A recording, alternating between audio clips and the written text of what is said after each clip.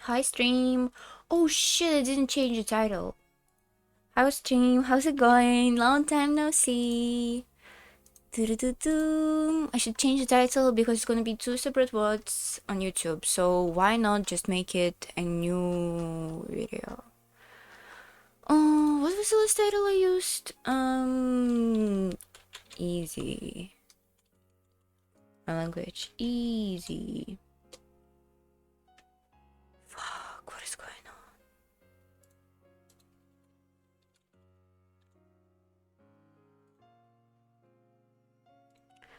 on? A second, I just need to change it. Whoop.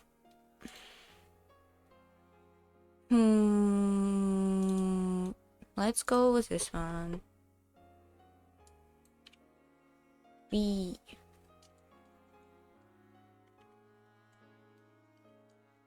Umineko 31. Jesus Christ.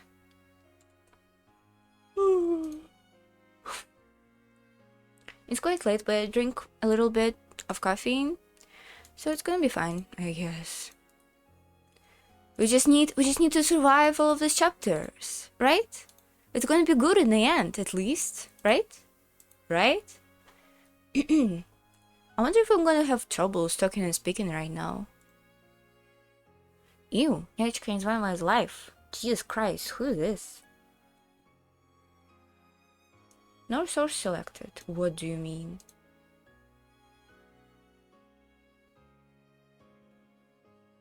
TBH? The Kinzo on the t-shirt is kind of genius. Sorry, not sorry. Like, look at him picking. That's awesome. IMO. Ooh, okay. I'm so ready to do this for another 4 hours. I'm so ready. How are they? The 7 sisters. Are you getting along with them? Those sisters are really energetic. They sometimes say boring stuff, but they aren't bad. What I really wanted was to get a cute girl like Sakutaro. Cute kid like Sakutaro, but now I think being with these girls is more than enough. If you learn my magic of origins more, I'm sure you'll be able to create just the kind of friend you like, Angie. As it is, creation is still a little too hard for you. There is a difference between creation and summoning, and resurrection is a different skill. So your greatest wish really is to revive your family? What do you mean? They're your family too, you know? Do you know that, Maria? Yeah, I have a vessel for it. This. Yeah, I'm sure that hair accessory will become the key to summoning butlers someday. The rest is up to you training, Angie. Although not knowing how long that's going to take makes me cry. Uru, stay strong even if it's tough. If you don't give up, it'll definitely happen someday. I'm sure I'd feel a lot more at ease if someone would just give me some proof of that. Uru, then I guarantee it. No doubt about it, someday you'll be able to make the wish come true. Thanks. I'm happy even for consolation. It's not consolation, Uru. Stop it, Angie. This kind of emotion will become the anti-magic toxin. The feeling that you dream will definitely come true is the best seed that buds into magic power. Great for Maria to die so young, so that he can keep up with your stuff forever.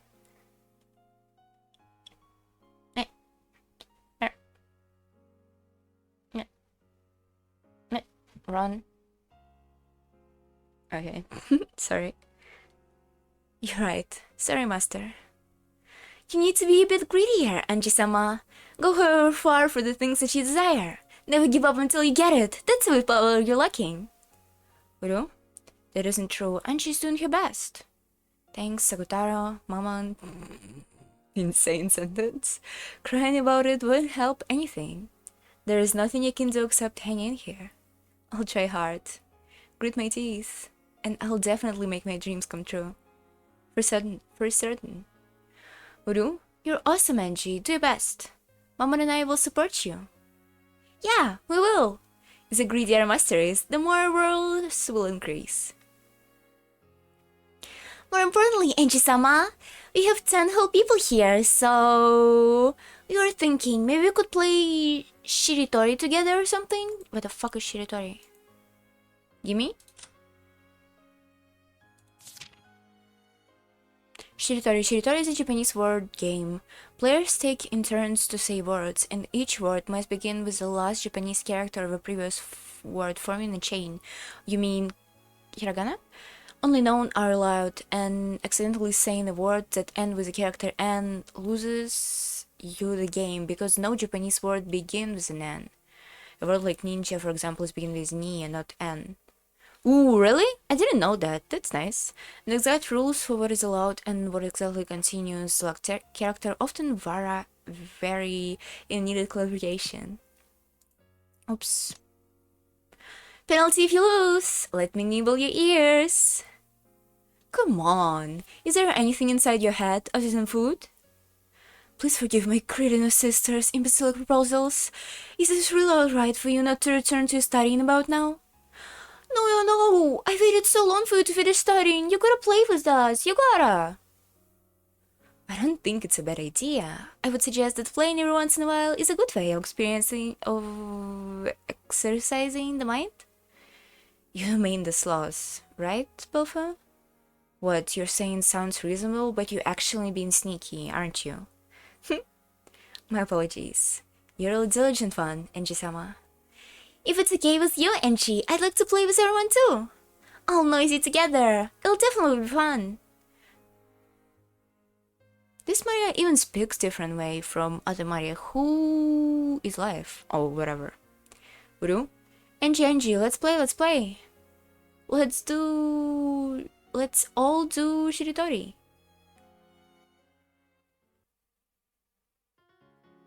In that case, let's start from Sakatara Suru. Where does the next word have to start in this case? What is this? What is this Higurashi chapter are we going through? Uru? You? If it's Uru, I wonder, maybe it really would be Uru?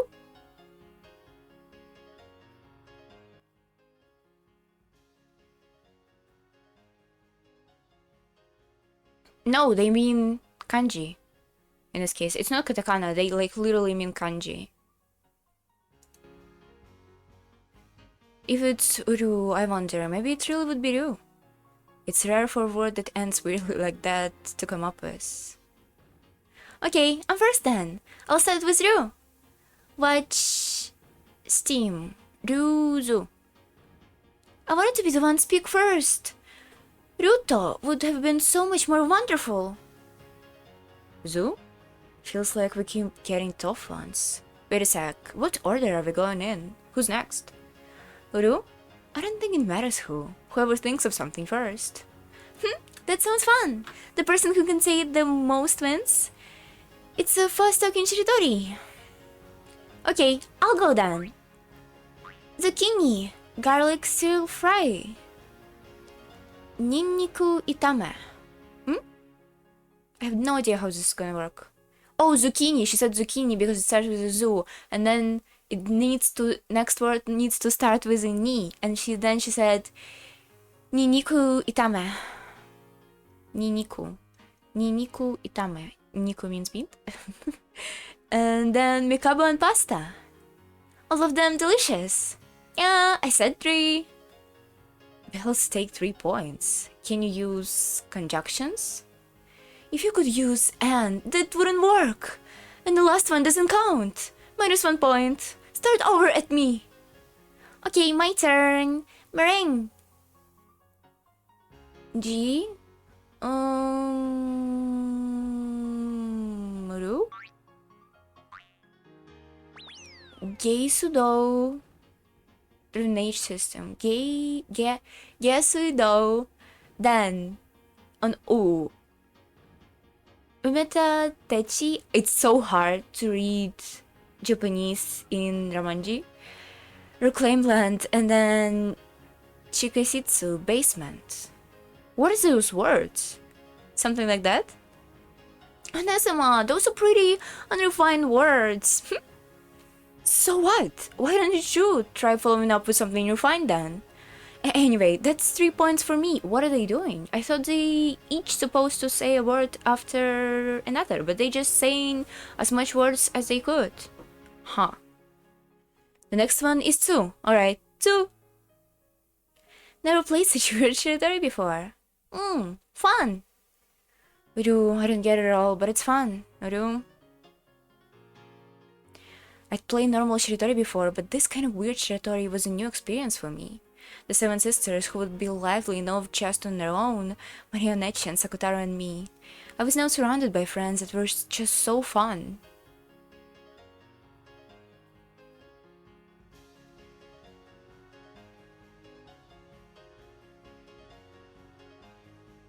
The courage to accept a world of magic, a world of witches. That alone couldn't change the fact that I was locked up in the academy, without a single friend in my class. At least you understand your situation, but I was having such a fun time, such a fun and merry time regardless. I'll become a witch like Marionette-chan, and someday I'll add my family to the happy circle. How's Lambda Delta's doing? Asking for a friend? Ouch. A second.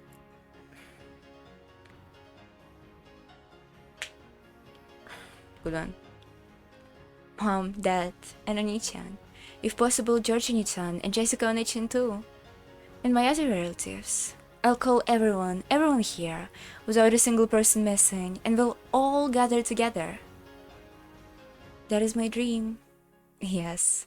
And until I make it come true, I'll definitely not go into lose heart.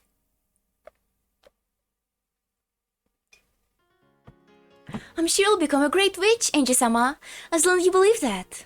We 7 Sisters of Purgatory will always serve you by your side until the day comes. You'll be here? No matter how long, you'll lend me your strength? Of course! After all, I'm your friend, right, Angie-sama? Yeah, you are. Let's always stick together and play together. Today, and in the future, forevermore. Until the day you can make your dream come true. It's a lively 10-person game of shiratori, cut off from time alongside the streets under the forever bright warmth of sun, continued without end. Uh-oh.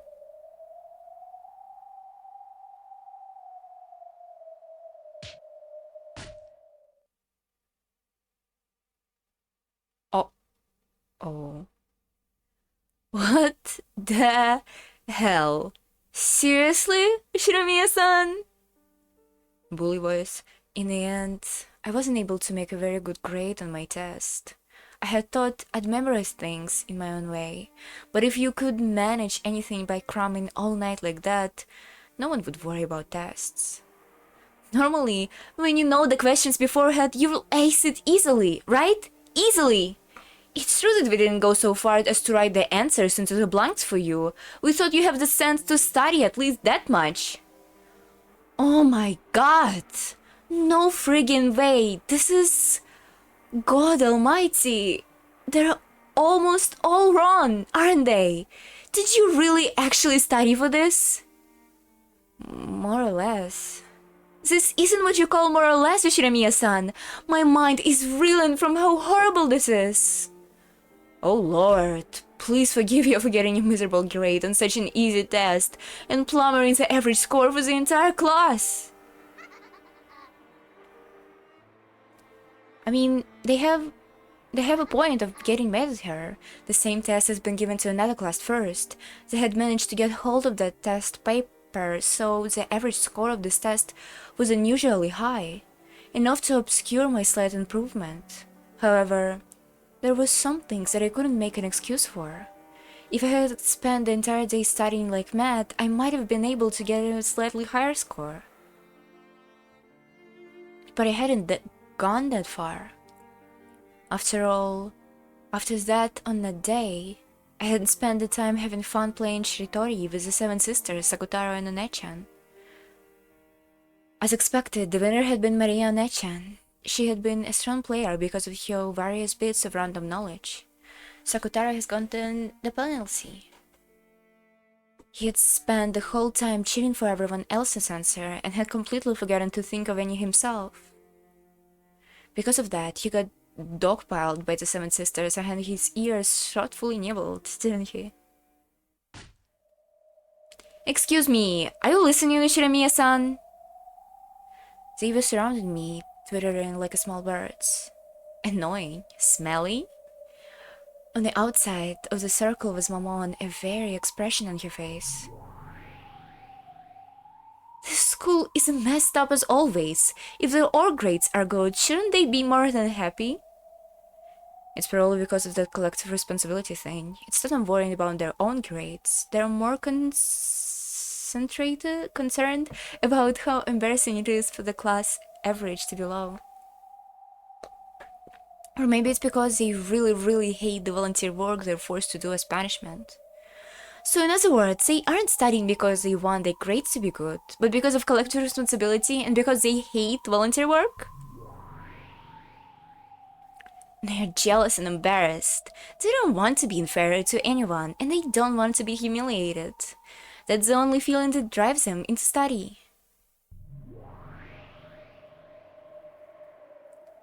What noisy people. If you want to study, why can't they just do it themselves? In the end, without collective responsibility and volunteer work, they have no desire to study. How foolish it is to study without knowing the meaning of study. Whoa, these guys are so annoying and stupid. Stop disturbing Angie-sama's precious lunchtime. I hate these guys. Just go away. I'm hungry. Disappear already, huh? I'm sorry, everyone. I wonder why humans so despicable. Uh-oh, is she gonna say it out loud?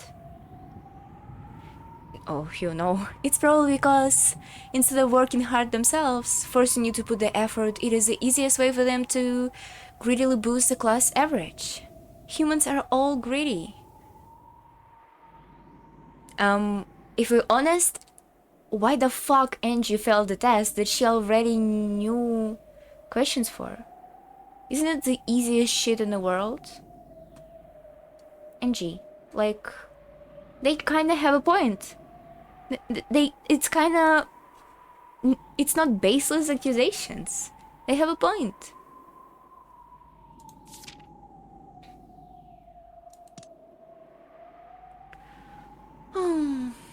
Hi. Hi.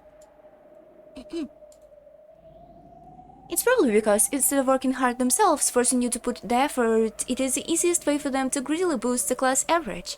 Humans are all greedy, and they'll burden others with that to make things easier for themselves. How are you doing? I'm doing great. How are you doing? We'll eventually be reunited with them on the mountain of purgatory. When they get to the fifth terrace, they better watch their step.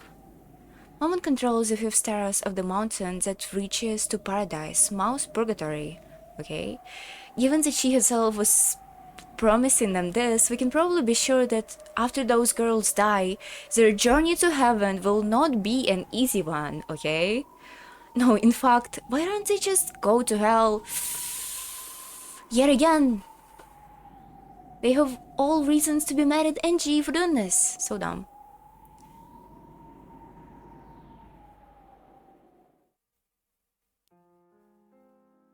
The class committee had applied to the student council to use the classroom during lunch and after school. The purpose of use was for a class study group, a wonderful little gathering so that can all collect around me and make me study. I'm overjoyed. Which means that every day I would have all my lunch and 3 hours of my afternoon stolen away from me. The academy and its student council, with its motto of student self-government, instantly approved of a pleasant activity that the students were taking up of their own initiative. In other words, I would no longer be able to escape after school by leaving the classroom. Uh-oh.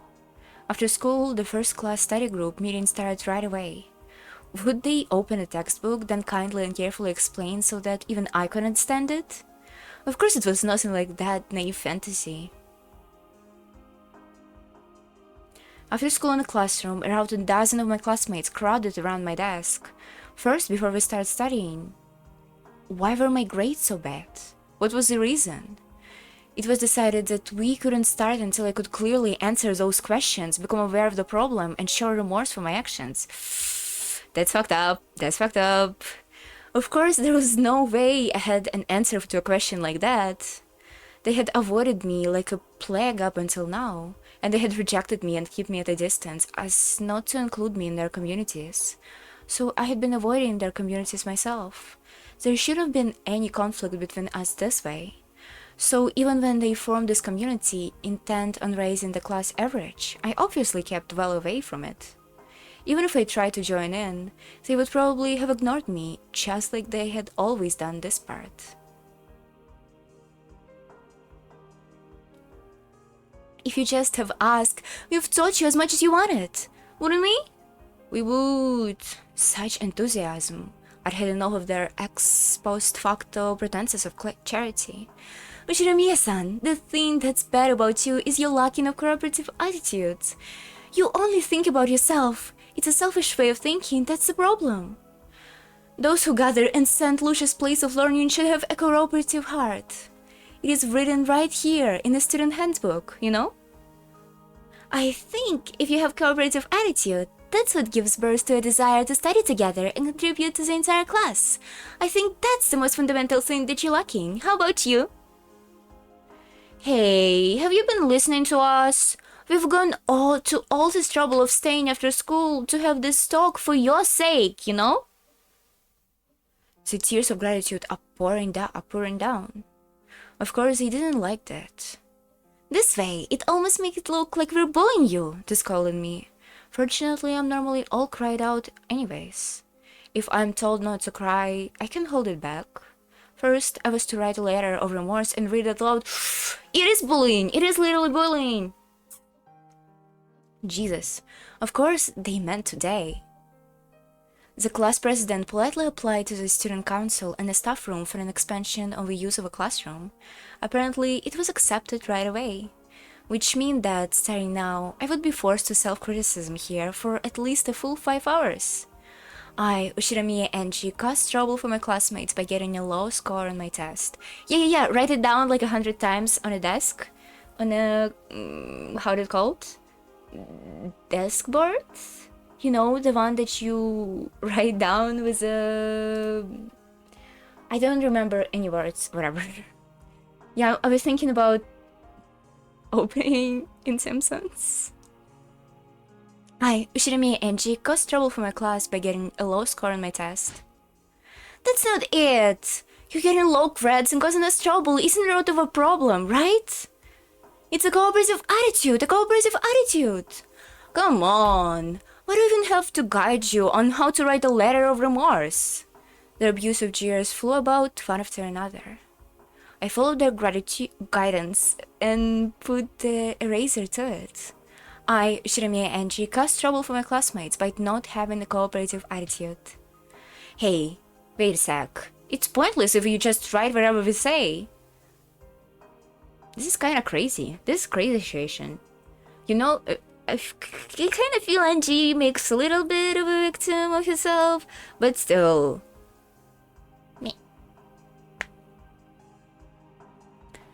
Still, this is fucked up. This is just unproductive. Why are you wasting your time? I mean, they probably have nothing to do. That's why they're doing it.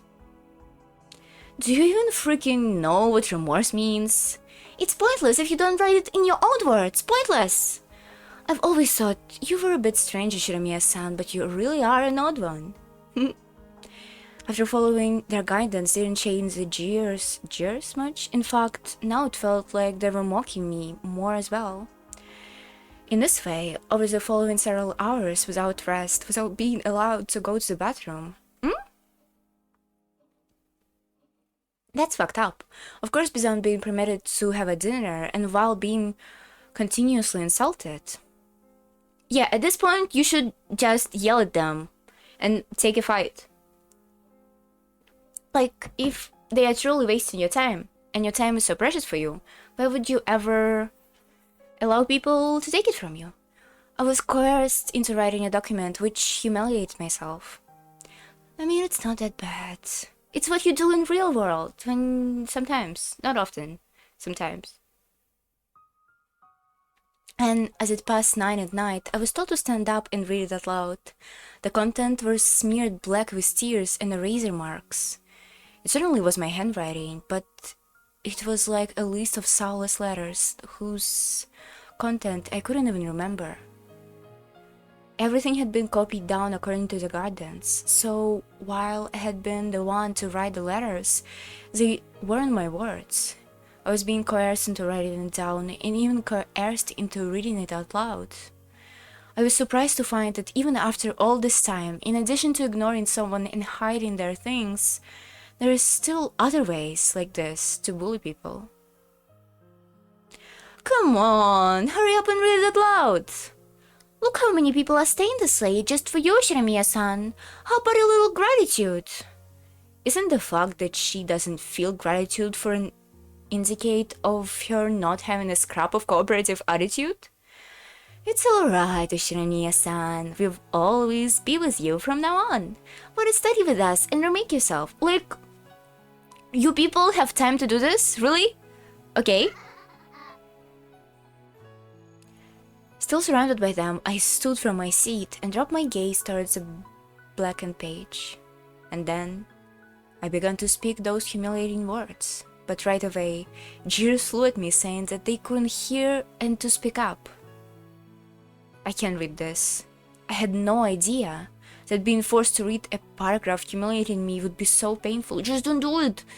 Just don't do it! But make them trouble! My throat shook, my fingertips shook.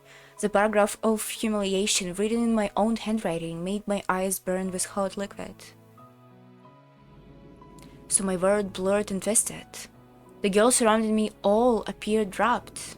I saw them wrapped into exactly the impression I had of them. In other words, this was the correct view.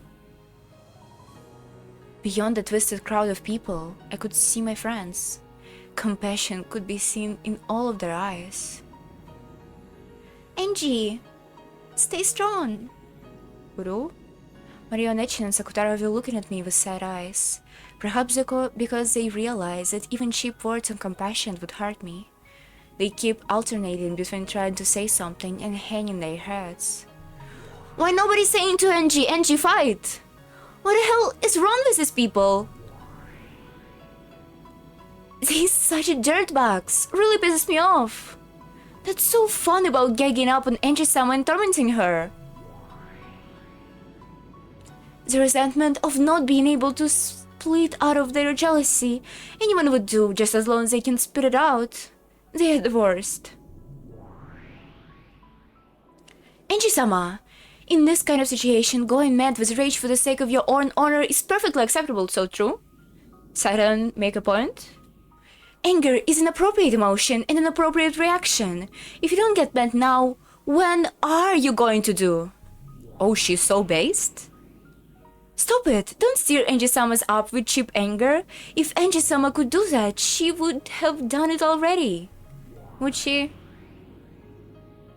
If the situation could improve by your getting angry, then that is what you should do. However, objectively speaking, that would only serve to agitate the situation further. No, it wouldn't! No, it wouldn't! Just go apeshit for once, and maybe they gonna lift you away. Or maybe not. You can go apeshit twice. You should fight with this shit. You shouldn't just stand here and be bullied. It may be humiliating. It may be humiliating, but the wisest thing to do now is to withstand it. You really are sloth, Belfina. Screw that. I can't stand this. I can't forgive them. Everyone, settle down. You're putting a burden on Angie. A burden? What are you talking about? Is this the time and place to be calm? The furniture are not so cruel to be able to coolly watch our master being humiliated. Enji-sama, you have no obligation to read such a humiliating essay. If you can let out a cry of rage, then at least throw that insulting message into the floor, true? You don't need to trash talk them, you just need to yell so loud that they bend out backwards. Just throw that notebook on the floor with all your might. That's all you need to do to show how strong-willed you are.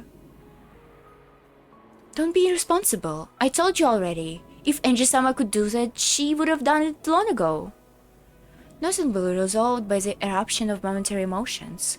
Wouldn't you understand that? That doing that will only worsen the criticism Enji-sama is receiving. Would it? You don't know it for sure? Okay, Belphegor kinda sucks. Oh, why is this happening to Enji-sama when she didn't do anything wrong? Not letting her eat dinner, making her stay so long after school. I hate it. And it's not just tonight, it's tomorrow and the day after too. Give me a break. I can't bear this humiliation. Excuse me, are you actually listening to us? Someone tugged at my hair. Okay, at this point, they should be fucked. You should just... Okay. Haha. I'm not endorsing some dangerous behaviors. Hahaha. Maybe I do. I know, I'm not. Even if I do, you can't keep me accountable, so... I was pulled back into miserable reality. I was no longer ever permitted to listen to the Seven Sisters expressing my inner thoughts on my behalf. Come on, Enji, you can do it! My hair was being lifted upwards, one of those hair ornaments came off, and I heard it bounce and roll on the ground.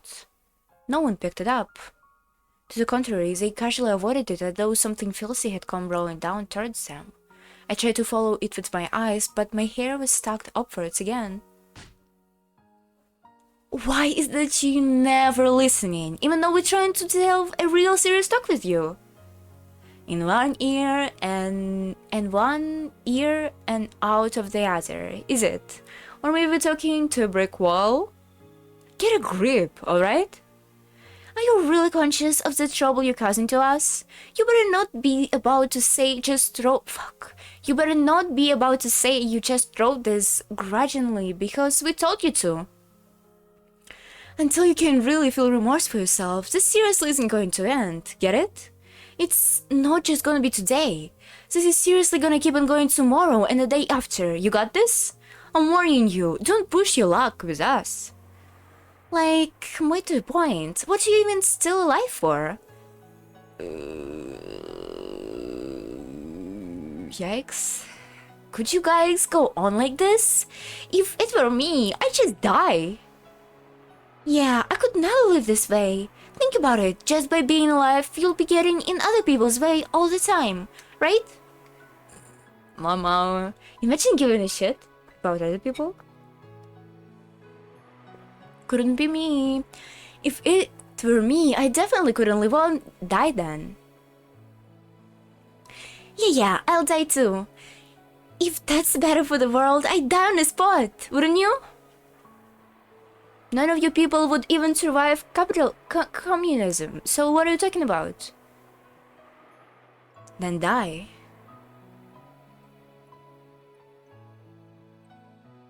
Enji-sama. Kill the mom, immediately. Lucifer, did you kill me? Huh? Uh-oh, and you're gonna find out that her imaginary friends are just imaginary friends. You Seven Sisters of Purgatory are incredible furniture that can massacre mere humans in a flash, right? You're always boasting about it to me. Then do it! Kill them all right now.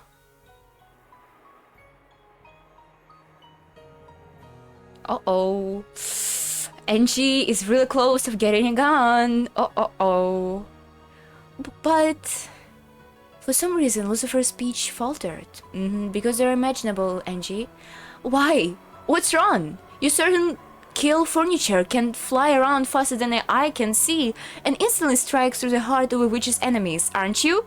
And I'm giving you an order as your master. Carry it out right away. Kill them. Kill them all. Enji-sama, please calm down. If they had immediately followed my brutal order, the left corpses turned all around me.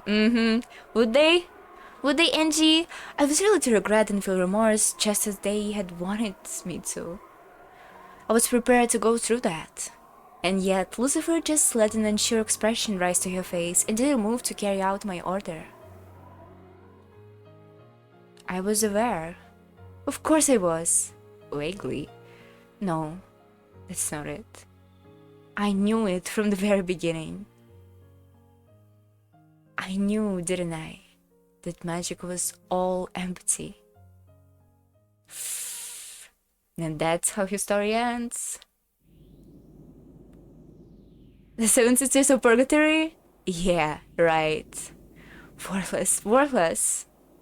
I knew it from the very beginning. Oh, Angie-sama. Oh. I glared into the worthless Lucifer's eyes, and it seemed that pain accompanied the stare. As though she had been struck by a horrendous headache, Lucifer clutched her head with both hands. But it looked like she couldn't tear her eyes of my glare. So the pain assaulting her grew more and more intense.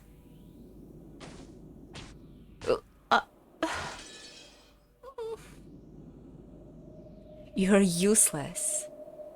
Useless. I hate you. Disappear. You're nothing but a delusion inside my head. Ooh! And you come out to realization. Uh-oh. Hopelessness and disappointment. Resignation and dream sand. A cracking sound like you'd hear from a frozen lake surface during the first winter, ran out just once. Simultaneously, Lucifer's form, tormented by violent pain, stiffened in a place and grew cloudy. It was almost as though a beautifully polished glass window had been heartlessly smashed and turned wide from the countless cracks. And that was an accurate analogy. At some point, Lucifer's form had turned to a glass ornament of the same shape. Ooh. Ooh, new sound. New sound just dropped. Baby, wake up. Countless fissuras ran through it from the inside, and the head and the arm fell to pieces as it crumbled to the floor. It actually sounds cool. Lucinia? Who's the second sister? Leviathan? Carry out my order. Kill them all right now. Well, Angie-sama, please calm your heart and listen.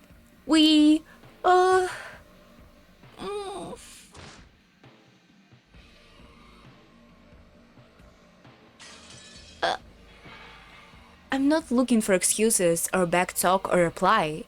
I want nothing more than a swift confirmation of my orders to eradicate the girls who are humiliating me. If you're going to say anything else, there is no need for me to listen until the end. After Leviathan turned white from the vast number of crackings through her whole body, frozen in a bent backwards pose, she toppled over and her fragile neck, hips and arms broke into separate parts. It would have been less brutal if they had smashed to smithereens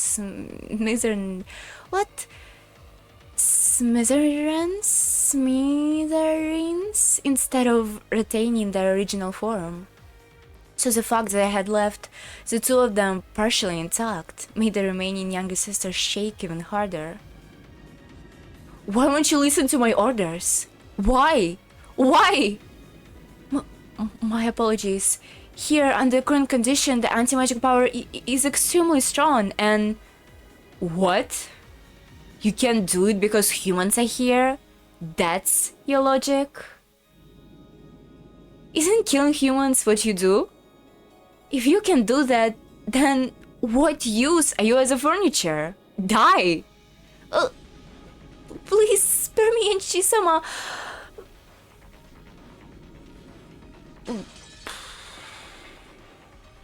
Good one, good one. As she clutched her head with both arms, Saren also turned white and fell down face first. The neck really did seem to be the most fragile part. Her heart broke off vacantly and rolled over to Belphegor's feet. You can't do it because there are too many humans? Then if I were to call them into the shadow later one by one, you're saying you guys could make a bloodbath of all of them? With your current magical powers, it may be easy for you to converse with us. However, you still lack the training and magical power to manifest us in front of all of these humans here. I deeply understand your anger, but even if you could use us to attack, murdering everyone here would only make the situation worse. I don't think it's humiliating, but please, if you can control your anger for just a time being... Dad, will I get the same answer from the remaining here? Going to tell me you can do it because the anti-magic power is too great? Going to tell me you can do it because my magical power is too weak? Then I won't ask you to kill all of them. Let's you just kill one. Right here. Right now. Angel's going batshit. As Asmodeus and Beelzebub held each other, they crouched down, cringing in fear under my glare. If they had been able to obey my orders, they would probably have carried it out immediately.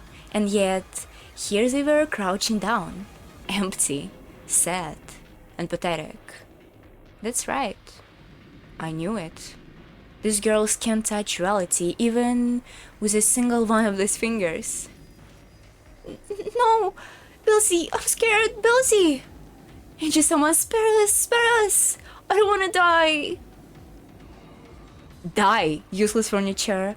Why are you guys even alive? Why are you alive and your lives are worthless? This is so funny. Didn't she kill all of your imaginary friends? You could just die. Die, please. Drop fucking dead. Do you think there's anyone stupid enough to leave furniture lying around without a use?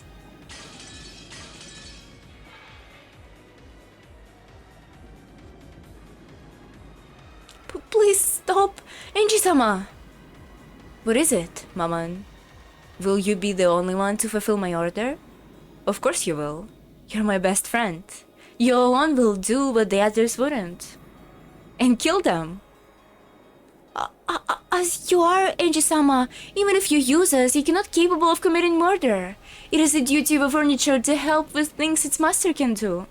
Things that even must... What? You think Angie could not kill all those people right now? Huh. Interesting. Interesting thought. Things that even the master can do, we can do. Do you hate these girls, Angie-sama? You hate them, don't you? I understand why you want to kill them. Really, I do. Alright, in this case, let's go ahead and kill them, Angie-sama. If you will stain your own hands with blood, then we, the Silver Sisters of Purgatory, will go along with you however far. However far! I'm asking you guys, because I can do it myself, aren't I? Isn't being able to do things I can the thing that makes you my furniture? Yes, we are furniture. Furniture to be used. Please, go ahead and use it as to kill. You'll be the one killing, Angie-sama. If you're saying that you want to kill, then go ahead, be our guest.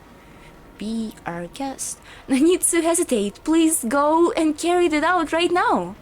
And once you have that level of mental resolve, once you prepare to dirty your own hands, then we will help you. That's insane. It's insane for her to say this. What is she doing?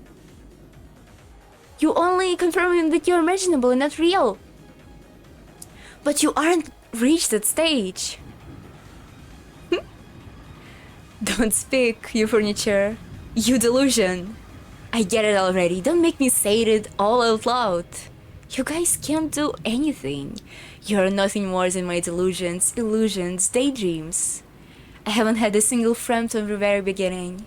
You're just a phantom, a pretend friend lonely old me created inside my heart, aren't you? I knew that from the very beginning. Yes, that's right.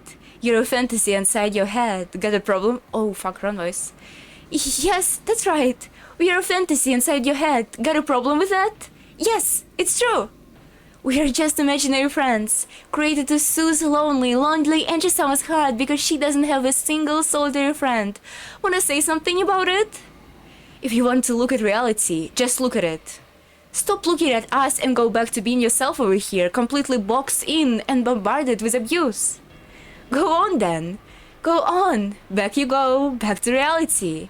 Just call on us only when it's convenient for you and pretend you have friends. Set us on your enemies when you don't have the guts to dirty your own hands and deny and erase us once you realize it's not gonna work. Yes, I'll use this with a shriek of anguish just like you want. Go ahead and enjoy it. Just copy the jeering that you're being bombarded with right now and do the same to us to get it off your chest.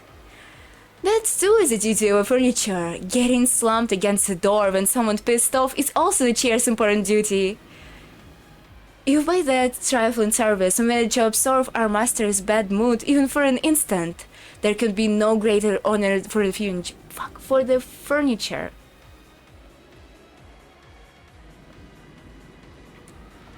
Kill me, deny me, your first and final friend.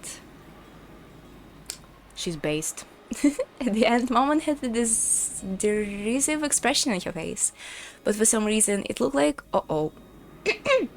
sorry, it looked like teardrops had scattered from her eyes. Yeah, Maman is cool. Oh, I fucked my voice. Great. A second.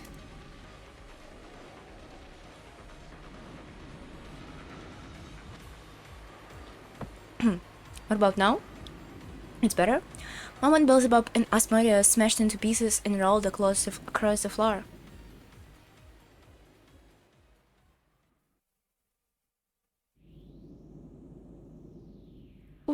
Uru?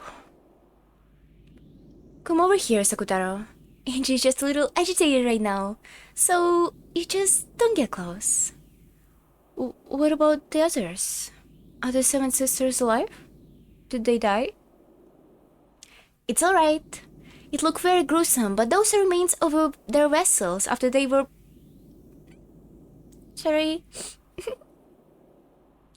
But those are remains of their vessels after they were forcibly evicted from the human world. Their shells that has been shed. So it's alright. They're probably deeply hurt, but they're safe. They're all alive. I'm sure we'll be able to meet them again someday. Uru... Thank goodness, thank goodness. Angie, you violated the treaty of immediate sorcery, doing such a horrible thing. Even the witches of the Alliance must respect and accept one another. They were all your precious friends. No Witches Alliance has anything to do with this. Magic friends? Give me a break. I killed them, erased them. I smashed the 7 sisters. Uru, that's so cruel, so cruel. Just give it a rest with the plain witches thing. Please. Marionette and Sakutaro, I want you to disappear by yourselves. Because even amid my delusions, I don't want to kill or erase you. We are in the delusions. We're your friends, Angie. Uru? Sakutaro sobbed those words. He's here behind Marionette. Sakutaro doesn't exist. Sakutaro is also a delusion and Echan created to extract yourself from her loneliness.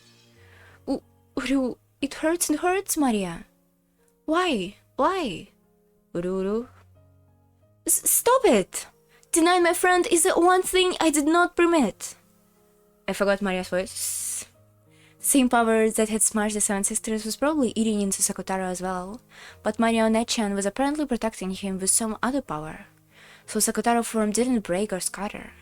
One-chan glared at me sharply, a serious expression that she had never shown me before. Sakutaro is my furniture. You cannot erase him, Angie. That you would try to deny him regardless is the greatest contempt you could show a witch. Sakutaro never existed in the first place. He's just a lion stuffed animal, just a phantom you personified in a delusion inside your own mind. You mean you thought that she thought she have it and it's not actually here? That's not true. Sakutaro is my friend, and he was a stuffed animal once, but now he isn't. No, he's a stuffed animal. a stuffed animal made of cloth and cotton. He can't move or talk by himself. You're just talking to him like a ventriloquist? Is this what you call magic? Is this what you call a witch? Is this what you call a friend? I can't accept this. Am I not me? Am I just a stuffed animal that can't really talk and not your friend after all?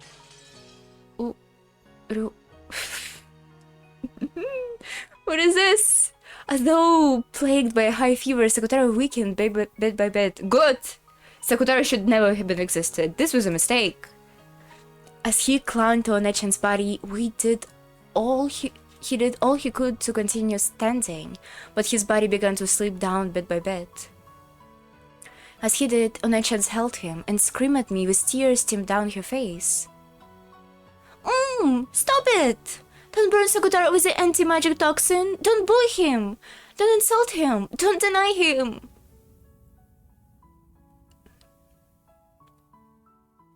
Maria Onechan, you're weird. There is no Sakutaro.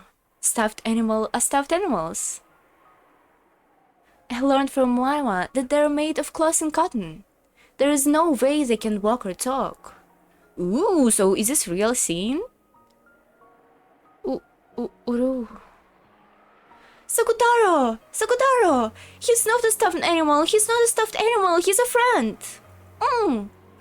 Wait, is Maria and Angie from the past the same age, I wonder? They probably are. I don't want to play with stupid animals. Let's play outside. I'm bored with animals now. No, you're not my friend anymore. Why would you say that? I hate you, I hate you, I hate you, I hate you. I hate you. You're not my friend. I won't let you be the one of the witches anymore. Upon my name, the apprentice of a witch of origins Maria, I hereby expel the apprentice witch Angie from Mirage Sorcery Alliance of Witches. Don't you need all votes out of all people in the alliance to do this? Wouldn't that make sense? Could you just take somebody in and out for your own will? What's the point of an alliance? What's the point of it being called alliance then? And then those tranquil days of mine, now merely a walking dream, came to an end. At this point, it's unvariable. No one can verify whether that was real magic, and those really were my friends, or else whether it was all nothing more than a daydream. I, the sole observer, concluded that those girls were a fragment of my imagination, so that became the truth. Perhaps further in the future I will observe it again, and while this happens, maybe I will acknowledge that it wasn't a dream, that the seven sisters really were my friends, and that, along with Maria Onechan and Sakutaro, they did everything they could for me in my isolation. Something so vague is neither the truth nor even an illusion. Maybe the reality that's here and now is the only real world with the real me. Where is real me? That's nice that she come to her senses. The person standing in Moses' girl's shameful remains resembling broken glass sculptures, breathing harshly and shoulders heaving. That is not me. The place I am is over here. In one boxed in by a crowd, the one being subjected to constant verbal abuse, the one hanging her head with clearly red eyes. The me over here. Isn't that the real me? Is Angie gonna make some radical actions now? I won't dream anymore, because there's nowhere for me to run. I'll go back. I'll return myself to the cage made of flesh. Hey, are you listening to us? Standing here hanging your head forever won't solve anything, you know? I hear you. You finally answered. Are you thinking that it'll end eventually if you just stay silent, or that we'll forgive you if you cry or something like that? We're asking you if you are awake. If you are aware. We're asking if you're aware of the trouble you've causing those around you. I slowly nodded. I admitted it. No, Angie, you should supposed to go batshit right now. I admitted that I was being spending my time in a waking dreamland, trying to remain separate from the other of my class. Those friends who had spoken to me with such a kind and hopeful words, who couldn't offer me any help at all now in the moment I truly wanted it. To move on from them and to sully them, I admired it. Admitted it. Fuck. I, Ushirimiya Angie, caused trouble for my classmates by not having a cooperative attitude. For the reason for it is nothing more or less than my extensive inferiority complex towards all of my classmates because of my inability to study. And there is no point in me being alive. Oh, Angie! Yikes, Angie! Angie, you're supposed to snap at some point! Starting here, I was no longer reading the paragraphs they had made me write. It was my improvisation, and that was in my heart. They also noticed that it wasn't what they had anticipated, but while they did frown, no one spoke. So I continued. That's right. There was no point in my life continuing. I was meant to have been taken with them on that day in 1986, and yet I was the only one who didn't get to be taken. Why am I here, I wonder? This isn't the world I'm meant to be in. No one will save me here. For a time, I felt as though the fictional friend I created inside myself would save me. But those friends were nothing more than a delusion, and they did no such thing. After all, this isn't a fantasy world, it's a real world, based.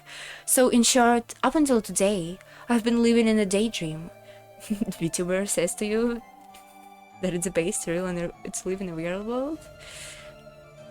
So in short, up until today, I've been living in a daydream. Averse to my real classmates, I live only by interacting with the friends in my delusion. Just now, I split up with those friends, and here I am. I have no family. I discarded my friends. There is no longer anything left for me. Why haven't I died? One of you asked me that just now. I think you're absolutely right. Why am I alive, I wonder? I should have been dead in 1986. No, I did die then. I'm sure of it. But even so, my soul that was killed is still locked up inside the cage of flesh.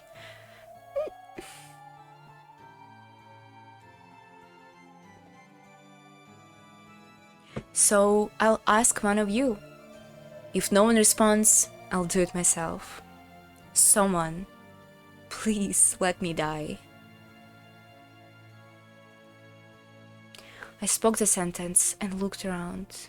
Dumbfounded girls, shocked girls, girls who looked like they didn't know what this kid was saying. And after a small delay, more and more girls with faces that said, "Is this kid alright?" Whisper, whisper, mutter, mutter, and then giggle, giggle. When I ordered my friends in a daydream to kill, they couldn't do it, and so I asked real human to kill. But of course, these girls can't do it either, and then she finally realized she needed to kill people herself, and that's how she became, I don't know, something, witch or Kojima, I don't know. In other words, both daydream and reality are the same. Does it mean that everything, absolutely everything, this world included, is all a daydream? Ooh, it could be. Then, what's the problem? After all, on the day when I lost my entire family, I already died. All the days since then been the delusions of a wrongful survivor. Oops. Delusions of a life flashing before my eyes. Once I understood that, it felt like all the scenery surrounding me began to twist and bend slightly. I'm finally going to wake up. I'm going to be released from this world of waking dreams. I felt my consciousness sliding away.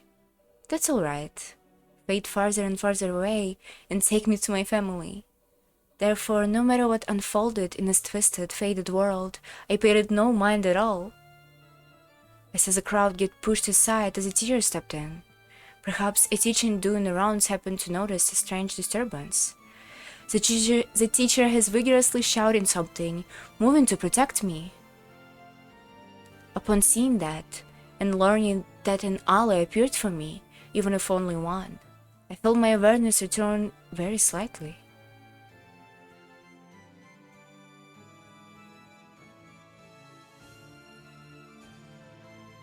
The only ones who can save me in the real world are real humans.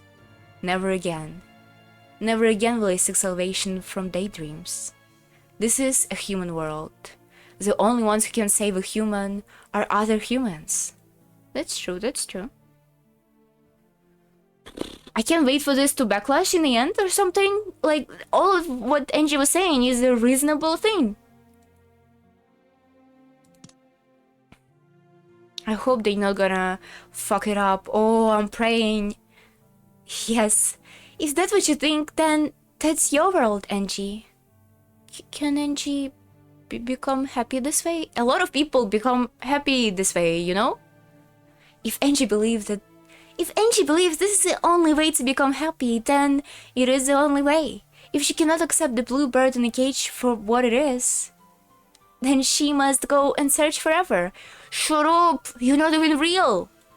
Uru, Maria, are you breaking off relations with Angie? No, nothing like that. I only did that because it was Angie wanted. We witches are sometimes persecuted. Persecuted? However, we're always close by, and our aid will surely be sought. Will the day come when Angie will play with us again? It may be that it never comes, and we will simply be forgotten. In the human world, they called it growing up, or moving on. Still, if Angie just remembers, we will always be by her side, or runways. But until then, we will be waiting. Yay, please! Can we go to the good parts now? Sakutaro, oh my god! Oh my god! Please, there is so much good shit that could happen in this chapter. Why are we here? Oh, Jesus Christ. Ouch. Uru? Maria, answer me. Uru? So, I really am a stuffed animal? I'm made of cloth and cotton. So there is no way I can talk? Is that why I can talk to you? Sakutaro looked up at Maria sadly. Maria's face was covered with tears, and she looked as though she had even lost the emotion of sadness. How is this timeline working?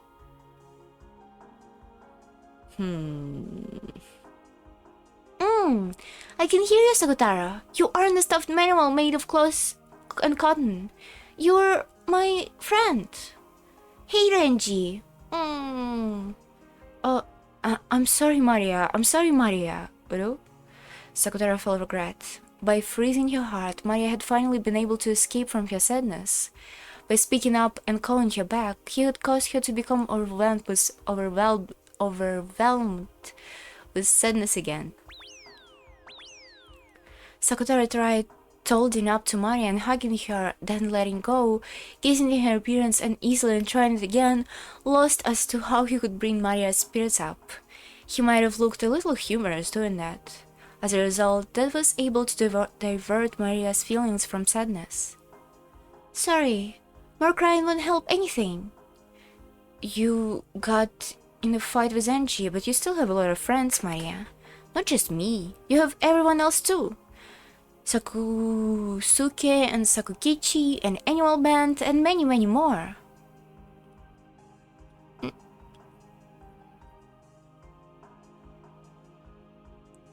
Sorry, something in my eye.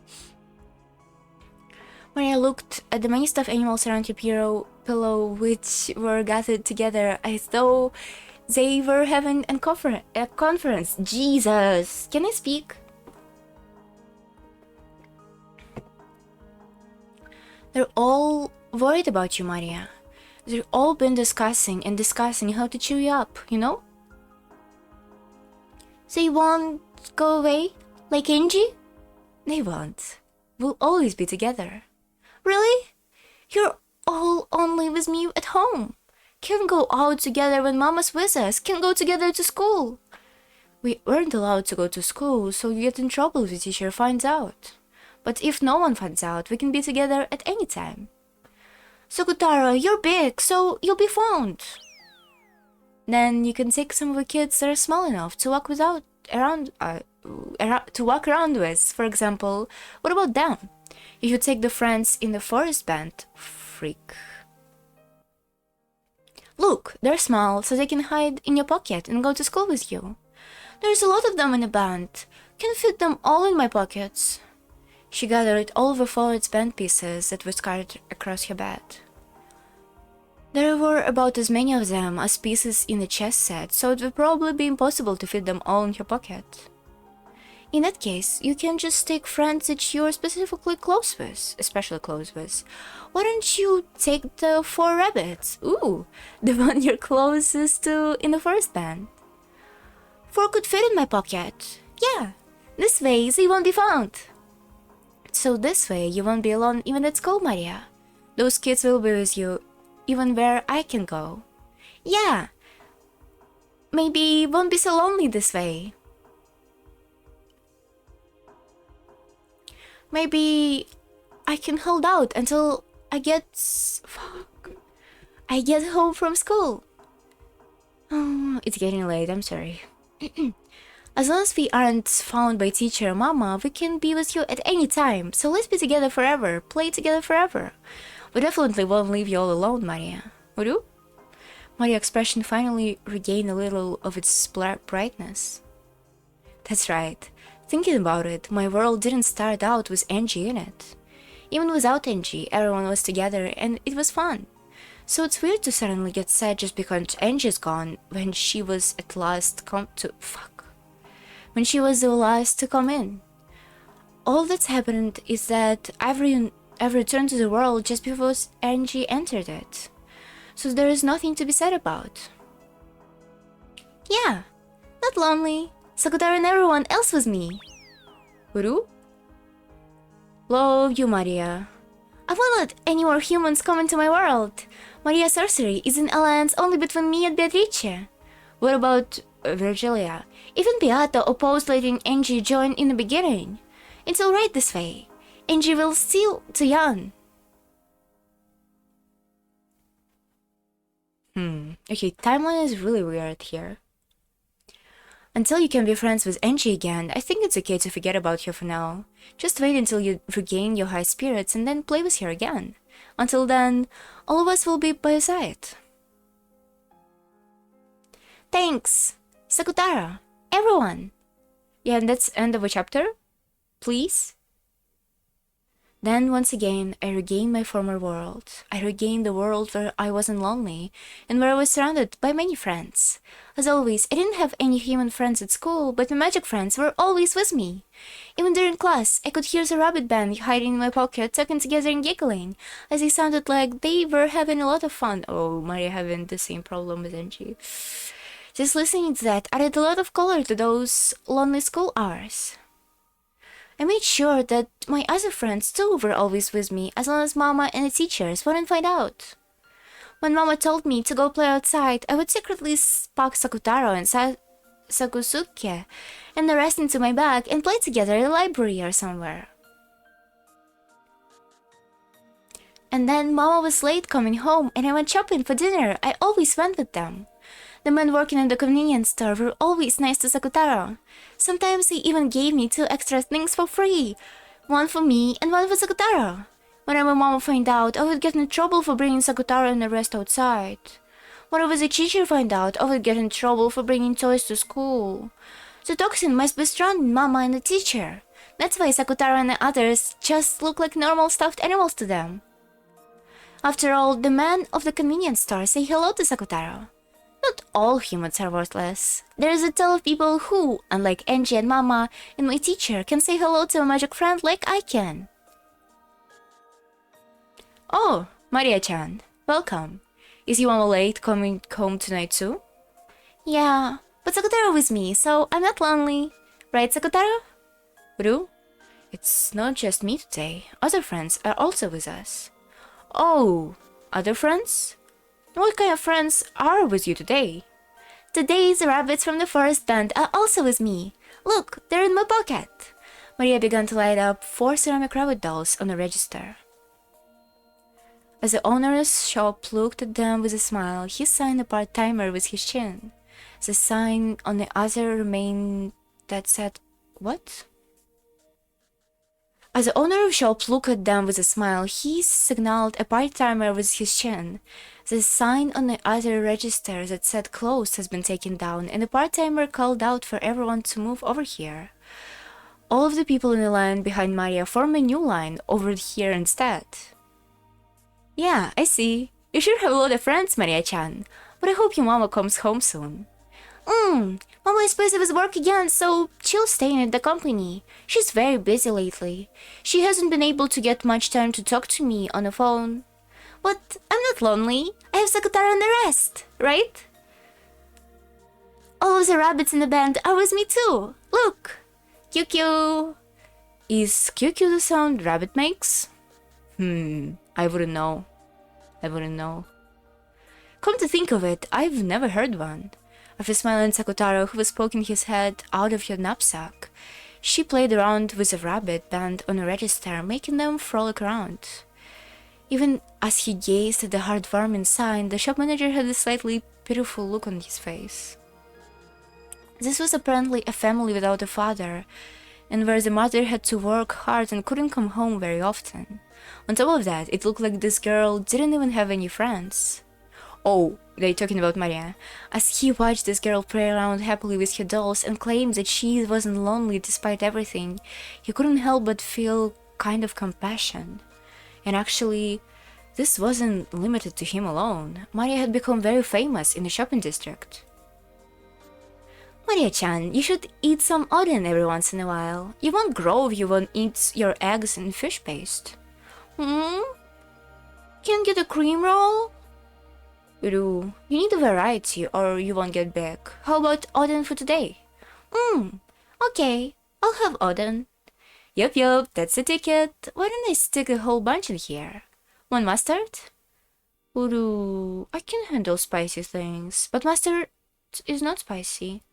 Alright, I see. Then you make sure don't let it spill on the way home. Best eat it while it's hot. Thank you. She had planned on getting some sweet pastries for dinner like usual, but since oden had been recommended to her, she would be having that tonight instead. Letting someone else determine the menu makes for an unexpected and interesting meal.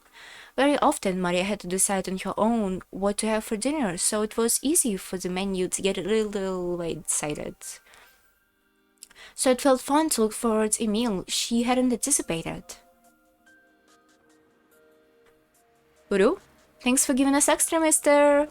Send my regards to your other friends to home. No nibbling. Eat it on the way home now. Go straight home and eat it here.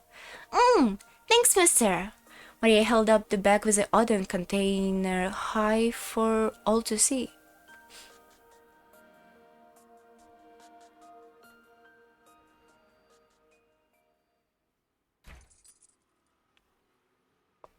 Huh? Uru? What is it, Maria? The key is in my pocket. Standing in front of the door to her house, Maria searched and patted all over her body. Oh. Ouch.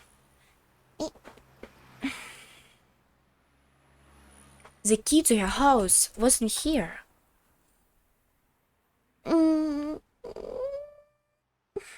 Yes, I couldn't.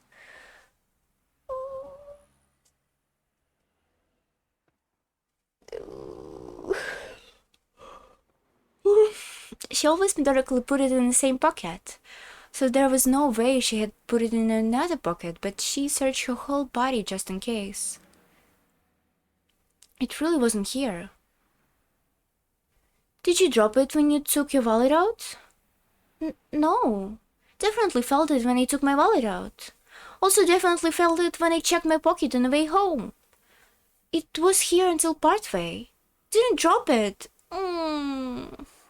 The late autumn wind has been made unbearable by the thought of a healer that was waiting at home. But now that Maria was lost her key and had no idea what to do, she was really feeling it. This is so bad. I would lose my mind if I were in a situation like this. Would I? Would I? I felt pretty safe when I was a kid. Huh. Maybe I wouldn't. But no matter how hard she's... Okay, maybe I would, because she knows her mom isn't coming home until much later. Oh! What the hell? I feel like this happened to me. I feel like once I forgot my key at home.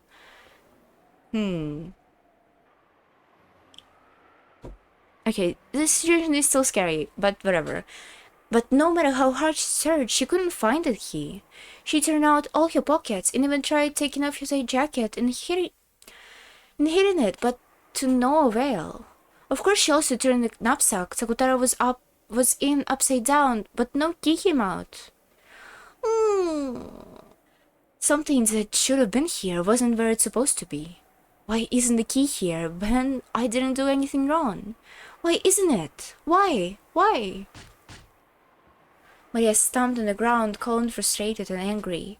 The bottom of her foot troubled, but even so, it didn't lessen her frustrations. Before long, bitter tears were pouring down her face.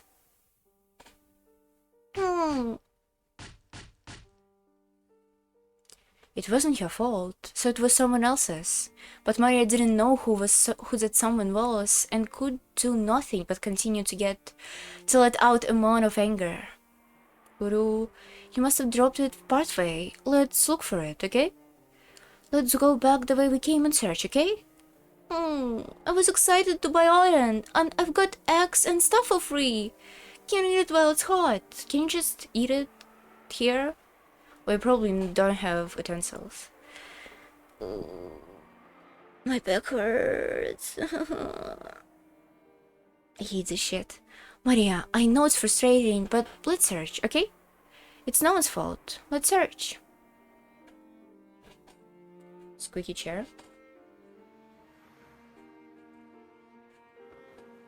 Maria finally lent an ear to Sakutara's word and began to plod back the way she came.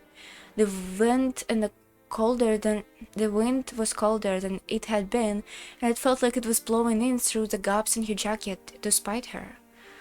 Uru, let's watch out, fit closely and search, okay?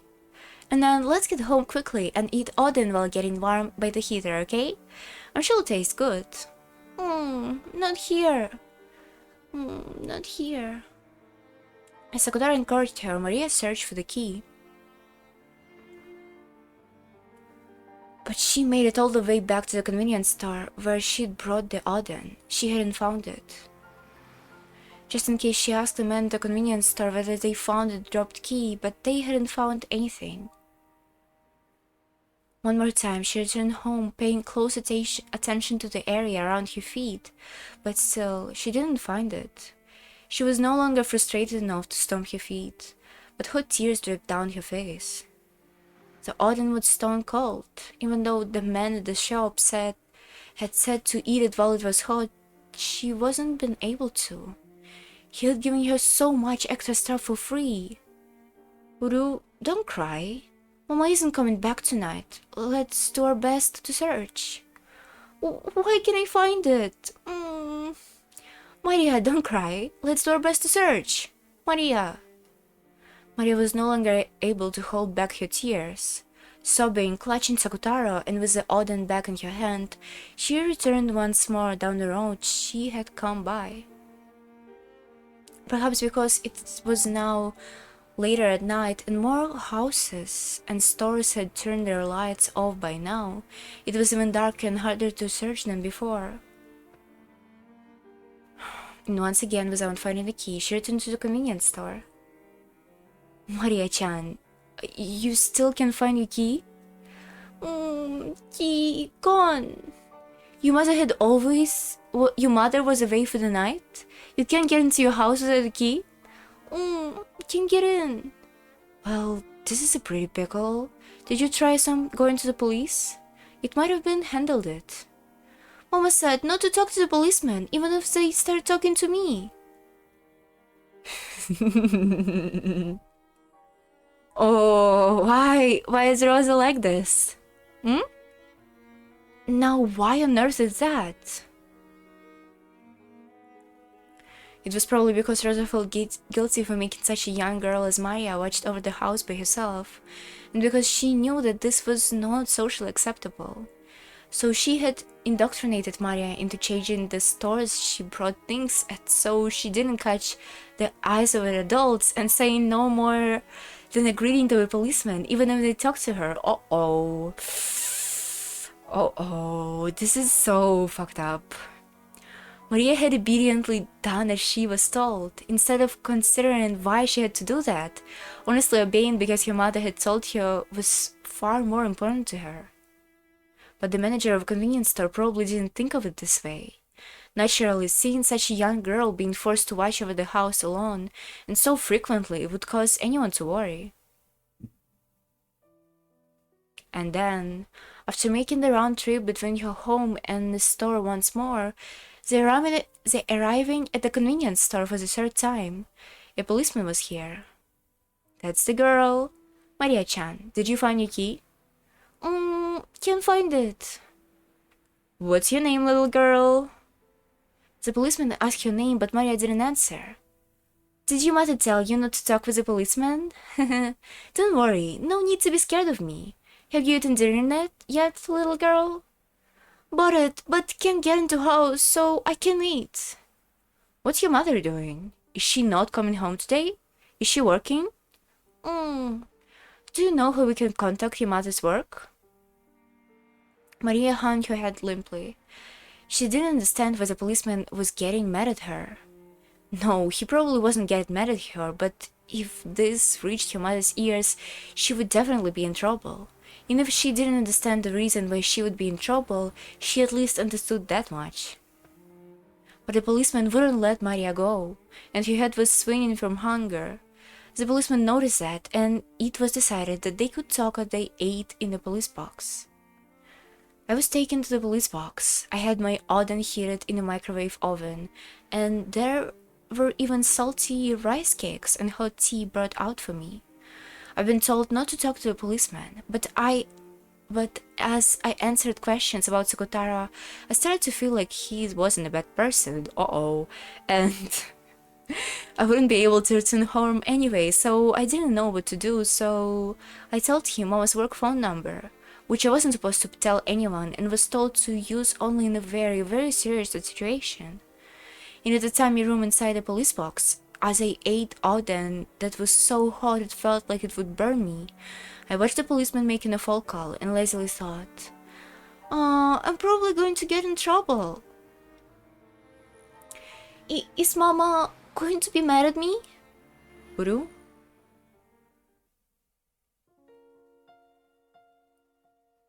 He must have been listening to the phone ringing for a very long time. With the receiver up to his ear, the policeman looked up at the clock and grumbled. Maybe they aren't picking up because their business hours is over. Hello? Hello? Is this Auntie Rosa Ko? Can't believe this bitch called her fucking fashion shit Auntie Rosa Ko Corporation, LTD. I don't know what LTD means actually. This is Komatsugawa Police Department, police box in front of Sanbonzakura Station. Is President, Udaikan? No, sorry. President Ushiramiya-san available? Yes. What? Vacation? Oh, Rosa, what are you doing?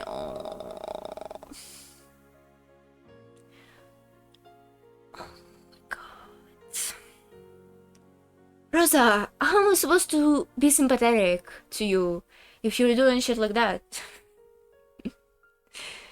I'm joking, I'm not sympathetic at all. Yes, the president's off for the 3 days starting yesterday. Perhaps I could be of assistance? Oh, no, it's quite alright. So, do you know where she may be? Have you heard how she can be contacted by any chance?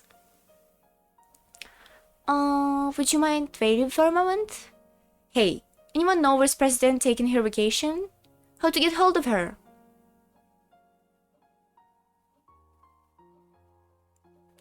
Heard she was going for all-you-can-eat crabs in Sapporo with her boyfriend. Lucky girl, cold places are great for bringing a couple close together, don't you think? Haven't heard how to get in touch with them. Okie dokie, hello. I heard she went to Sapporo, but I'm not sure about how to reach her. Can I take a message? I see. That's awkward. Well, if you make contact with her again, could you tell that we called? Yeah, that's right.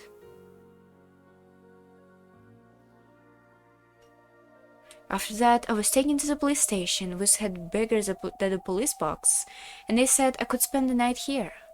Then they asked me all kind of things about myself.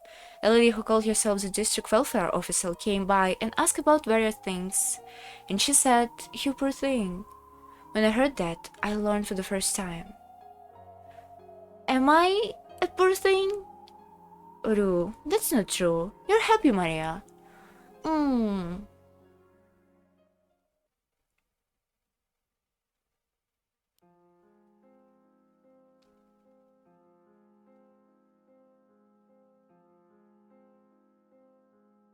And Rosa came back.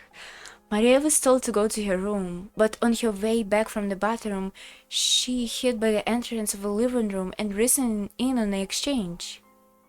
The person who had come to visit was the female district welfare officer who had asked Maria various questions the other day. Don't be so pushy. Maria's heart is too innocent and delicate, so if there was an insensitive kids here, she could be hurt. Please stop your unwanted meddling. But in that case, ma'am, if the child is so delicate, why leave your home all alone? Shouldn't a mother be here for her child? I'm here for her as much as I can be. I have no idea what makes you think I need ordering around. Really? She is very well known in this area, you know. They say that your daughter frequently goes all out at night to buy things and eat. Everyone was worried and looking out for her. How do you know that was my child? Children are dime a dozen around town. Don't just assume that's my Maria. Kids sometimes walk around outside at night, don't they? How can you prove that all of those are my child? The girl holding a lion-stuffed animal often came around to eat dinner and buy things. She was very famous around the shopping district. Everyone treated Maria-chan with care out of concern for her. Sometimes people even escorted her home, thinking the streets might be dangerous at night. You can find lion-stuffed animal everywhere. It was none of their business escorting her home. Are they thinking of kidnapping her or something? Don't fuss over Maria. Maria is my child. I am raising her. I have absolutely no intention of putting her in some strange institution. Stop your needless meddling. Uru, does that lion-stuffed animal mean me? It's alright. I'm the one who's in trouble. It has nothing to do with you, Sakataro. Maria hugged Sakataro, continued to watch her mother fearfully. I also wish I could be with Maria every day. But I'm a single mother, so I have to work. I may not look it, but I'm a president of the company and I bear the responsibility for my employees' well-being. I am busy with my work all year round. There is no time for me to rest. Really? But you've been off work for the last 3 days, haven't you? I have not been off work. I've been staying at my company for several nights working. Oh, Rosa, there's a mountain of matters to be taken care of. The other unreliable employees can handle. Why are you lying like that? The people at your company told us that you were taking a 3-day vacation, you know? You went to Hokkaido with your boyfriend, right? Leaving your daughter by herself for 3 whole days. I don't know anything about any boyfriend. I don't know anything about Hokkaido. Why are you coming out with all this nonsense? Why? Do you have any proof? What's wrong with you? Don't just start butting in on someone else's family matters. I love Maria. I have my own way of loving you, so just keep your mouth shut. I didn't go on vacation. I was working the whole time. I was trying to finish things up at work with all my strength because I wanted to see Maria as soon as I could. I stayed in the company working and working and working and working and working, working and working and working and working. I don't know anything. I don't know anything. I don't know anything about Hokkaido. Don't come and saying all this. Mental breakdown. Uh-oh. Please, just go. Just go. What is wrong with you? Just go. Just go. Rosa raged, her hair flying wildly. She stood up with such a force that her teacup fell over, and far louder than the noise that she was the sound of her beating the table with both hands. When faced with rage that could accurately be described as a wide-eyed derangement, the female Wayflower officer couldn't help but be taken aback. Rosa, are you... Rosa doing a really bad job at being a vain woman. The same went for Maria, who was secretly watching this from the hallway. She had seen her mother enraged several times before, but she had never seen her go this berserk with anger. Seeing this, Maria was sure this was no longer her mother. It was some other evil being that was possessing her mother's body. Yeah, it was Rosa Beatrice. And then the evil being discovered her. Maria learned that she was being reflected in the evil being's eyes. Her mind went blank, and she felt as though her field of vision was racing off into the distance. After fiercely closing in on Maria, Rosa mercilessly bore down on her small shoulders and dropped her gaze onto a stuffed animal Maria... Oh no... Oh, Maria was holding Sakutaro. Maria, even though I told you so many times not to bring that outside, you brought it with you, didn't you? Uru? It's not Maria's fault. I said I'd come with her. That's not true. I brought Sakutaro on my own because I was lonely. So, Mama, it's not Sakutaro's fault. Uru, Maria, it's not Sakutaro's fault. It's not Sakutaro's fault. The brunt of Rosa's anger was aimed not at Maria, but at the lion-stuffed animal Maria was holding. A girl comes shopping in the middle of the night, always clutching a lion-stuffed animal. Because of that, she had become well-known in the shopping district. Oh, time to destroy Sakutaro! It's for the best, he's so ugly. I told you not to take stuffed animal with you. Why? Can you listen to what Mama says? Why? Why? Why can't you just follow... What? Follow Mama's rules. With every single word, she stamped her heel and banged furiously on the wall. Admittedly, she wasn't making direct contact with Maria. However, the violence of that harsh sound certainly beat against her. Is welfare woman still here? I mean, at this point, she could take some actions, no? Ma'am, stop that! Let go! I said let go, damn it! The welfare officer had come back to her senses and put Rosa in a full Nelson. What? But the instant Rosa was touched, she went wild, furiously throwing the welfare officer off. Oh my god, she hit the table and fell to the ground. A teacup on the table smashed into the floor, making a violent sound. Maria, don't do anything wrong. It's my fault. So don't scold Maria. I'm the one who brought Sakutaro. It's not Sakutaro's fault. It's not Sakutaro's fault. So don't look at Sakutaro with those scary eyes. Don't look at him. Don't scold Maria. Don't scold Maria, Uru. What in the... Just what do you think you're doing? Did you also play with dolls like this? Outside? Did you do it in front of the people at the store? Then of course they remember you. Think a little, you idiot. Why are you such a dumbass? Answer me honestly. When you went out shopping, you always walked around with a stuffed animal without telling Mama, right?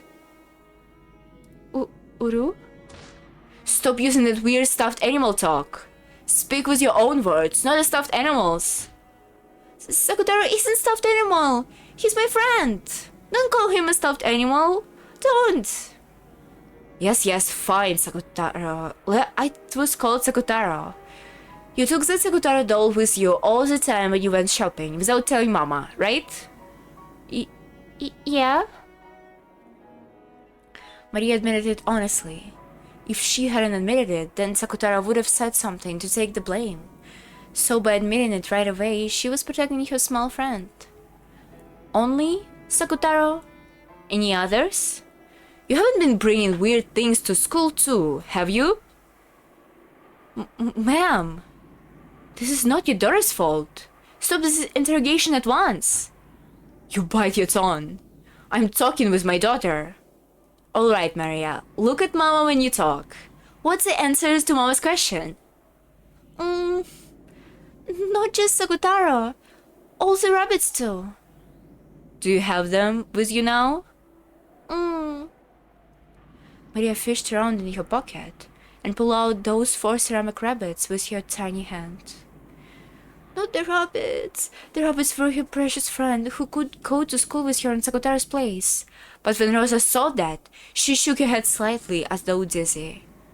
In Maria's communication booklet, a note has been written that Maria was apparently bringing toys to school and playing with them, and it requested Rosa to give her home instructions to try to prevent this.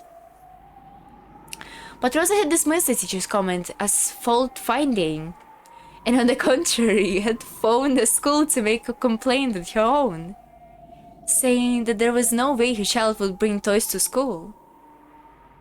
What is Rosa doing? At least, be down to earth, Rosa, huh?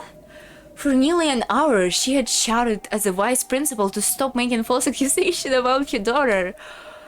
Oh my god, Rosa is awful, Jesus Christ. To a certain degree, the school grasped that Maria was a pitiful girl. They knew that the small toys she brought in here were her only friends. They had done their best to overlook it. But when the other student caught sight of them, some of the boys started complaining that only she was allowed to bring toys, and the school was rocketed their brains on how to cope with this.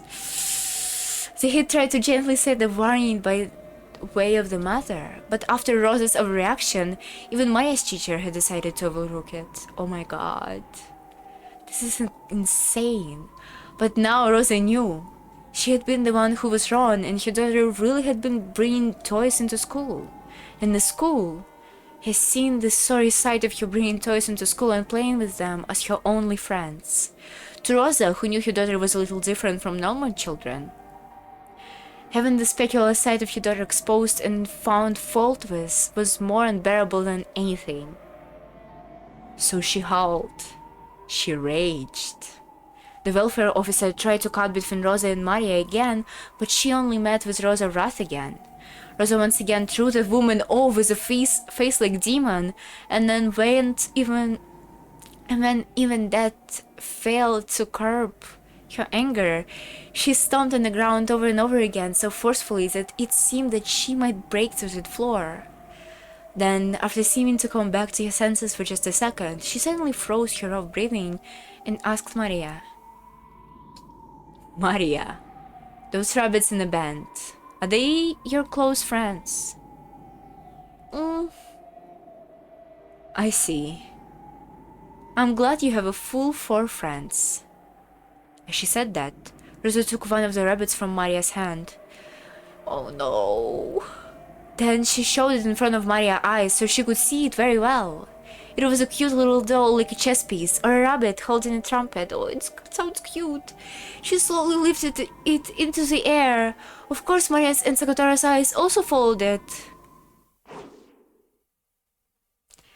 And then, with a speed that the eye couldn't follow, she hurled it against the wall. Oh my god. Oh no. Worst parenting award just goes to Rosa. Jesus Christ, Rosa. That's so fucked up. Oh my god. Oh, Rosa is the worst! She had half imagined that this worst possible thing might happen, so she instantly realized what had been done. Not the bunny! Not the bunny also! So Maria let out a short, despairing scream.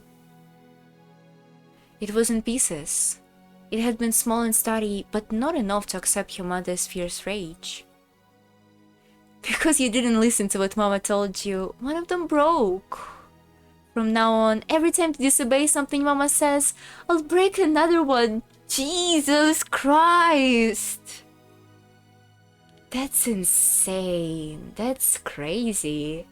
Okay, Rosa is the first one. Why is every woman is insane in this game? Can I have a cute girl who's not crazy? Shannon? I mean, Shannon is kinda crazy. Jessica? Jessica is boring.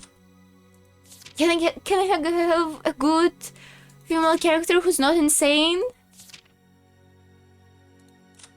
Your Castell? Baby? Oh, from now on, for every day I disobey something Mama says, I break another one. Remember that. You call yourself a mother doing something like that? You think you could do something like that without hurting your daughter? Hurt Maria? I'm hurting too, you know. Who's gonna take responsibility for my wounds? Well, who? I told you to bite your tongue. Stop it, Mama. It's my fault. Don't get mad at this lady. It isn't Maria's fault, it's mine. Ouch.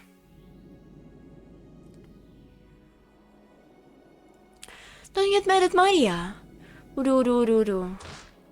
I told you to stop playing make-believe with a stuffed animal.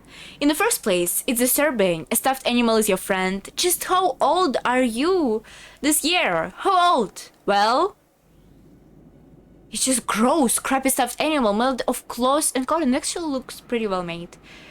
Is this the only kind of friend you have? If you have enough time on your hands to play make-believe friends with the monstrous stuffed animal, go out and make some real human friends instead. Why is that time goes on and you still can't make any friends? That's why your class always treats you like a weirdo and makes fun of you. Cut it out, give it a rest, get a hold of yourself already. Grow up, bro, stuffed animal play. Uru. I said, stop playing make-believe with a stuffed animal. I don't like screaming like this. Mama, give him back. Give Sakutaro back. Uru.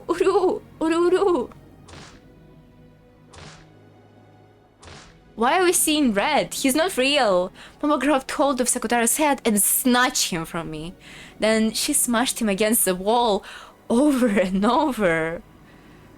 Oh my god, why are we going from a fucking sad delusional to super violent delusional? This makes me... Uru, it hurts. Oh. Fucking stop! Fucking stop playing make-believe with a stuffed animal. It's because of a stuffed animal. That's why you can never make any friends. That's why you're the only one in your class who stick out like a sore thumb and gets treated like a weird kid. I should never have you had a stuffed animal like this. I should never have given you this disgusting stuffed animal. Stop it! Give Sakutaro back! Give Sakutaro back! Sakutaro is my friend! My best friend! I don't need anything else if I have Sakutaro! So give him back! Give him back! For some reason, my frantic request just added oil to the fire of Mama's anger. Yes, a welfare woman should have gone away and came back with a police reinforcement. This is insane. As I pulled in Sakutaro trying to take him back, Mama pushed... Weird sound. Mama pushed my arm inside. In a bizarre way, she stuck her fingernail on both hands deep into Sakutaro, twisting him. The red scarf, which I would carefully rubbed for him every day, came undone and fell to the floor. Sakutaro, who had been so precious to me. He was crumpled, twisted, torn at with fingernails so much. He was twisted in pain, his face grimaced so sadly. Then Mama's fingernails found a stitch in the neck and tore it. With the fingernails on both hands, she tore him apart.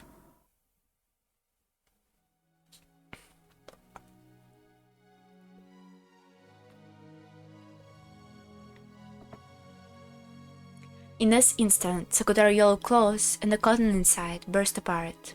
It looked almost like cotton moist candy. Kotaro? Maria. Sakutaro. Kotaro. Taro. Oh, he's dead. With the crumbled yellow claws and the cotton candy that was flowing out were thrust right in front of my eyes. Then, through Mama's face, the evil being started... what? Stated it clearly. Sakutaro is dead. This is insane. Is he gonna be dead in character? Oh my god! Oh my god!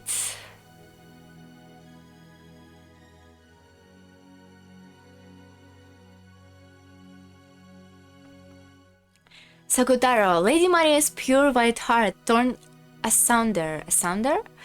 His broken vessel can only be regenerated by Rosa, the emissary who made him. Oh! Nilechka Nizvanova just posted a video on YouTube. Go watch it. Crazy. Okay, his broken vessel can only be regenerated by Rosa, the maester who made him. However, Rosa disposed of all the vessel's scalps and even lost the sewing pattern. On top of this, because his existence was denied by the maester herself, resurrecting him is impossible. With the maester's death in 1986, his resurrection was lost forever. Resurrecting him is impossible even for the endless witch Beatrice. That's crazy. Oh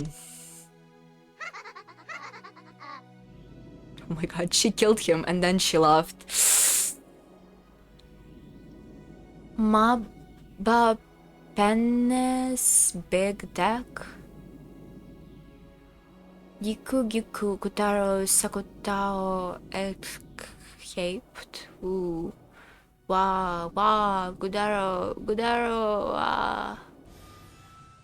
Maria! Maria! Do not cry. Beatrice! Oh! Sakutaro was a good friend. As long as you do not forget that, he will always be with you. So, do not cry. Bring him back to life! You can use a lot of magic, Beato! You can bring Sakutaro back to life as well, right? About this. Of course, if Sakutaro had been my furniture, it would be easy. However, Sakutaro is your furniture. That makes it difficult for me. Difficult, but not impossible, right? Bring him back to life! Bring him back to life with the endless magic! To tell the truth, Sakutaro's vessel was a stuffed animal Rosa made herself, correct? That Rosa was denied Sakutaro. A life that is not permitted by its own mother cannot exist. Beatrice's words were feeble, because she knew that no matter what the excuse, it wouldn't be enough to call Maria and make her accept it. Witch's Eye just made shit up all the time, Jesus Christ. But she had to communicate the painful truth to her discipline and close friend. She had to tell her the fact that even with all of her own magic, even she could not revive Sakutaro. As long as you continue to strongly believe in Sakutaro's existence, his soul will not disappear. So Maria, please do not be sad. Even now, look, you must believe that Sakutaro is smiling right over here. No! No! No! No! You have to bring Sakutaro back to life! No! Give up. There is no magic to revive Sakutaro. You must strongly believe that even in spite of that, Sakutaro will continue to exist as your close friend. That power will become magic. That's not magic! That's not magic! You have to bring Sakutaro back to life! Can you do it because Mama made her herself? Why did Mama make Sakutaro? Wasn't it to give him to me as a present? Wasn't it to make him my friend? Why did Mama make him himself and break him himself? Why did Mama create him himself and try to break him himself? Don't get it! Don't get it! Can you get to a character who's not sound like this? Hate Mama! Hate Mama! Can't stand it! Can't stand it! It's too much! It's too much! Want to twist Mama up like she did to Sakutaro!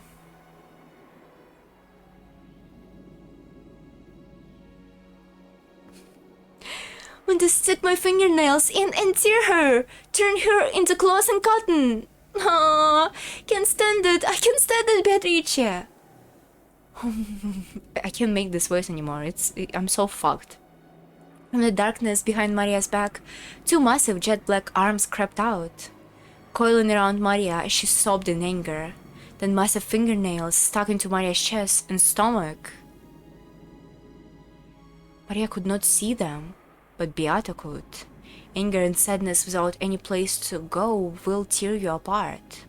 Beata knew that. She could see that. Yeah. In the end, those massive arms were Maria's own. This is kinda cool. This is a cool image. Those fingernails slowly started to dig into her chest and stomach. Kingdom Heartsy. With their immense size and strength, those arms would probably tear Maria into bits easily. But Maria herself couldn't notice. Drowning in the sea of her own tears, she couldn't notice that her own arms were trying to tear apart her own chest. Can't stand it! Can't stand it! If Sakutaro can't be brought back to life no matter what, I want revenge! Want to make the same thing that happened to Mama! Want to make you suffer the same thing as Sakutaro! Beatrice, teach me magic for that! Teach me magic to get back at Mama! Are those your true feelings? I'll kill Mama! I'll kill her! No, that's not Mama! It's a bad witch possessing Mama! I'll kill the witch, Mama! Very well. I shall give you that power. If you, beautiful of heart, shall otherwise be torn asunder by your own hand, then I find your heartless mother, who brought such suffering upon you, considerably more deserving of such fate. I shall teach you of the abyss in the world of witches, of the depth there is no light reach. Sakutaro, Sakutaro! I hate everyone! I hate them! I hate them! Hate Mama, hate Angie, hate everyone! Everyone!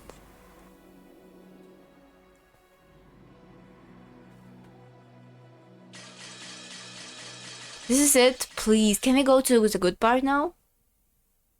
Umineko no Nakokoro ni. Still. The island of a witch. The world 12... Yay! Went back to the good part.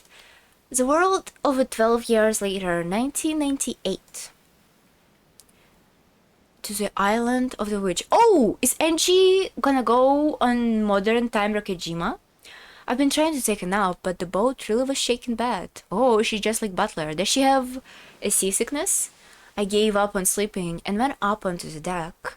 I was welcomed by the shining sun and the strongest sea breeze.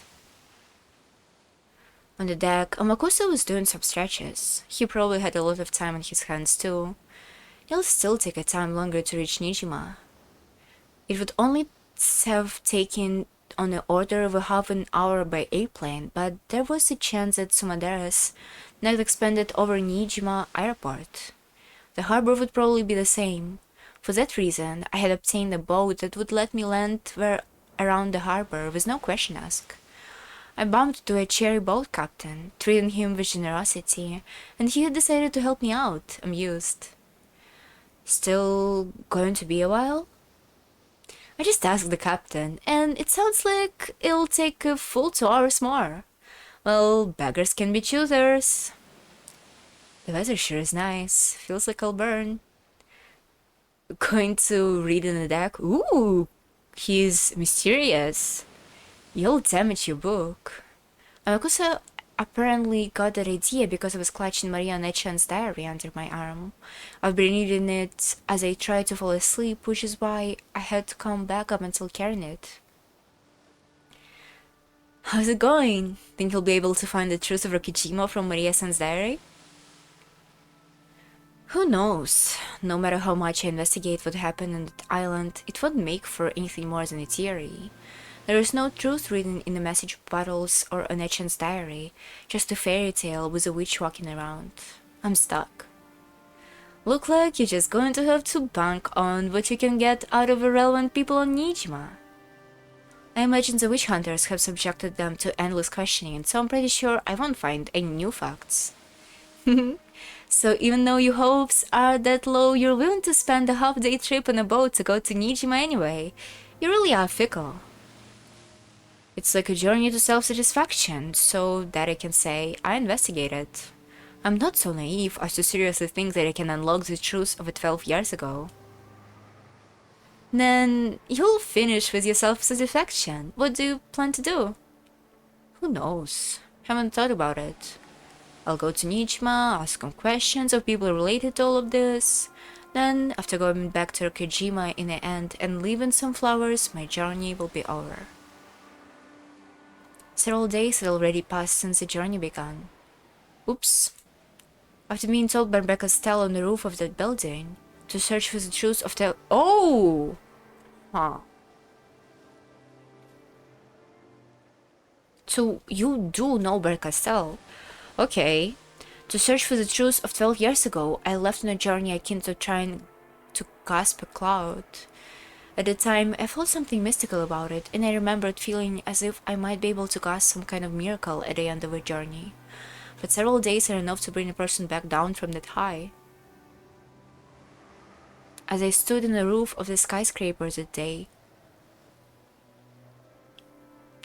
my heart had nowhere left to go. It was completely dead. Wanting from the bottom of my heart to be released from a cage of my body and rise into the sky, I closed the fence in order to die. Maybe experiencing the desire to die and actually stepping forward, throwing my body down, caused some kind of mystical experience inside my head, making me think I had received a message from a witch. The more the excitement from jumping down lessened over time, and the more I came back to my senses, the more this journey lost its meaning. But I've never considered spending this journey just because of that. Suspending. If I stopped this journey, it would mean acknowledging that the message from this witch was an illusion.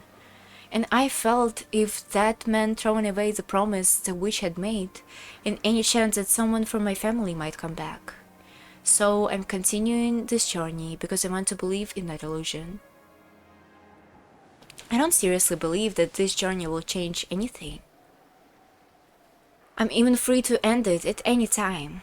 It's up to me to choose where the final destination is. In the end, this journey is only for my personal self-satisfaction. Yeah, we heard this 5 times already, Angie. Self-satisfaction it is. It sounds bad when you say it out loud, but I think that's life. If that's the answer we reach after crawling across the line between life and death in the mercenary business, that's probably pretty deep. Don't just laugh it off. What I'm trying to say that there is no self about it. In other words, the only are capable of satisfying you is yourself. Amakusa continued stretching as he spoke, in an annoyingly eloquent way. Hearing it sold to me as though from a teacher made me instinctively want to resist, but what he was saying was extremely sensible. That may be true. People work hard when they want to satisfy someone. In most cases, that someone is their parents. Children learn how to work hard because they want to be praised by their parents. Really? Fuck. Oh shit! That's what I didn't get when I was a child. Uh-oh.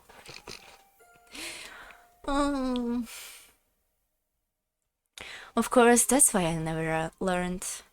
Sorry, that's not what I intended to say. What I want to say is that self-satisfaction is a-okay. No matter who praises you, it's meaningless unless you're self-satisfied. Turning it down, even if no one praises you, that doesn't matter as long as you satisfied yourself. Self-satisfaction and self-improvement contradict each other, so we're usually taught that the former is bad.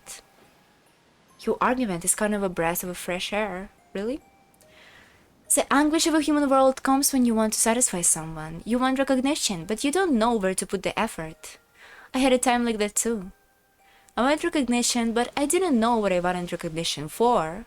And since I didn't know what I was meant to put effort into, or how much, or even who I wanted to give me that recognition, I did a lot of crazy things. I did a lot of crazy things for completely different reasons. We have so much in common. And the answer you reached was self-satisfaction? It sounds bad, but that's how it is. Rich is the one who's content with what they are, they say. And if I decided that this is a life I'm happy with, no one has any right to tell me any different. It's the same for your life and for this journey. No one has any right to object other than you yourself. You are the only one who determines the meaning and worth of your journey. Your life is your own. If it turns out to have been a meaningful journey for you, then that's more than enough. I thought you were the kind of guy who never takes things seriously, but you really do say some weird things every once in a while. I'll bet you think saying things like that every now and then will make you a hit with the ladies. You got me all wrong. That's not why I said this. It looked like you want to be alone. I'll be over with the boat, Captain. Please take your time. It seemed Amakusa had decided I was in a bad mood, although I didn't feel this way myself. Maybe I had just finished a set of stretches and wanted to cool off in the shade. The sea winds were strong, but not enough to take an edge off a rays of the sun. Amakusa disappeared. Only I remained. Self-satisfaction is life, he says. This is just boring. Life is nothing without greed. I noticed that Mamon has suddenly appeared by her full hair streaming out in the wind by the prow of a ship. It's true that a life of greed would be fun, but unlike you, humans have a limited lifespan. If a person remain we need to take a break. 5 minutes, or maybe a little longer than 5. Let me have it. I'm gonna be back soon. Do not switch the channel, or whatever they say in old advertisements or something. Yes, whatever. I fucked it up yet again. See ya in 5 minutes.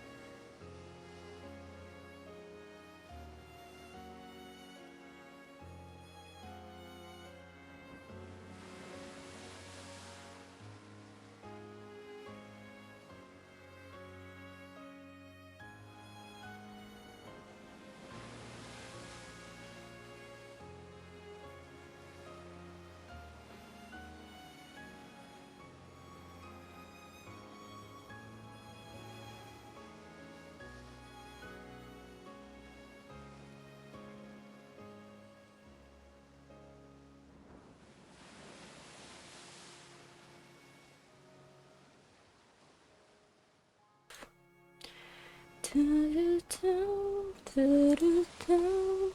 feel like a touch of the moonlight. Hello, I'm back. Huh. I wonder.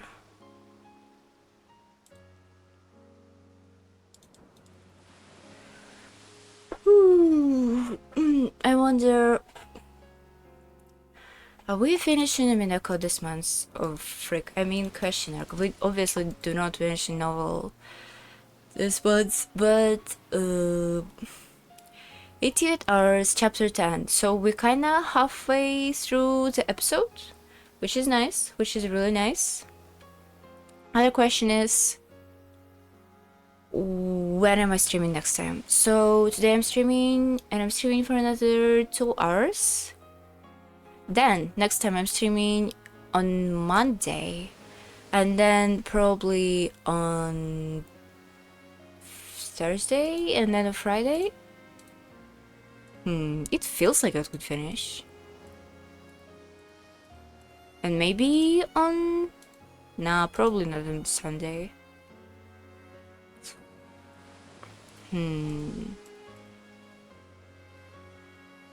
Well, let's hope I can finish it this month. Yeah, and then I'm gonna play it for like until February next year. Isn't it awesome? I'm so excited. I'm so excited. I'm definitely not bored. I'm definitely not tired of it. I'm definitely not. Well, at least it's like consistent, you know? When you start a new game, you're always nervous, but now I don't need to be nervous at all. Just need to go where water flows or something, you know? Oh, I'm also getting sleepy as hell. It's not that late, but I don't know.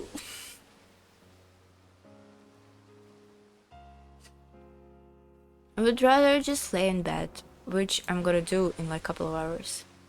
We just need to struggle a little bit through it. Can't believe this bitch in a house in front of mine with her Christmas decorations. I can't fucking do it. Why is she doing this to herself? It's not even December yet. Oh, all the neighbors gonna be so annoying. Oh, we put our Christmas decoration. Well, we are not putting our Christmas decoration until fucking 2nd of December or something. Oh, I'm just jealous. I'm just jealous. I can make a factory.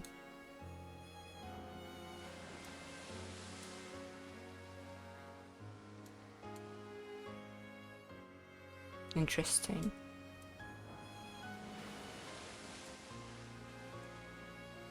Huh. Okay, sorry.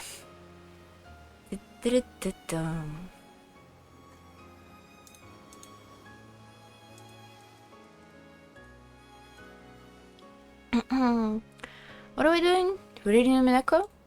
Are you sure we want this? What if I play like something else? What if I play Minesweeper? What if I draw you a picture? What if I draw you a picture? Let's draw a picture. This one?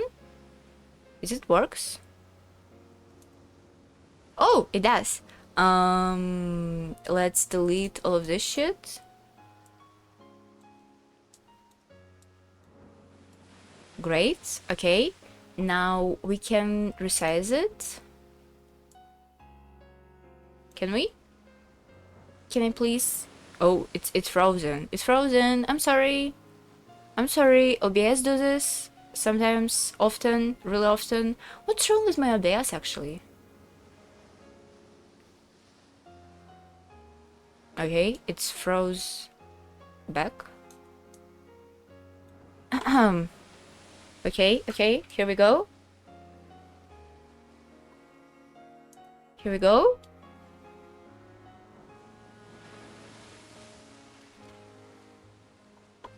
What are those words? What are they trying to do to me? Huh. I need to take a brush. I need to make it thinner, thicker, who knows? I need to... It's here. Okay, I need to draw here. Oops. It's overloading, so that's a little bit wonky now. But whatever.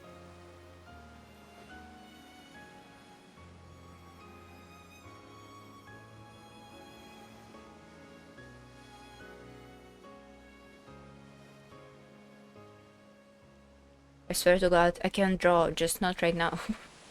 Oh, she also has cute a hog, yeah. That's cute.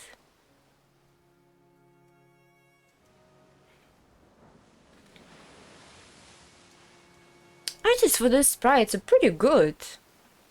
I wonder if it's a multiple people or a single person. Like, especially the skin's expression, it gets to me. It gets to me. Art gets to me. She has cute ear here. She has a cute face.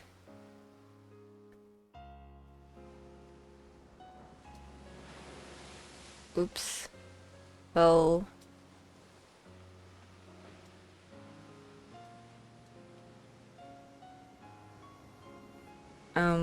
it's kind of fucked.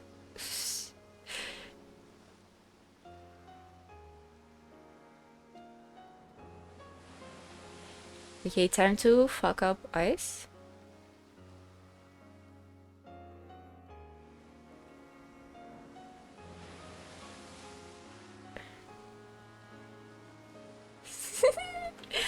Okay, just kill me. No, go back.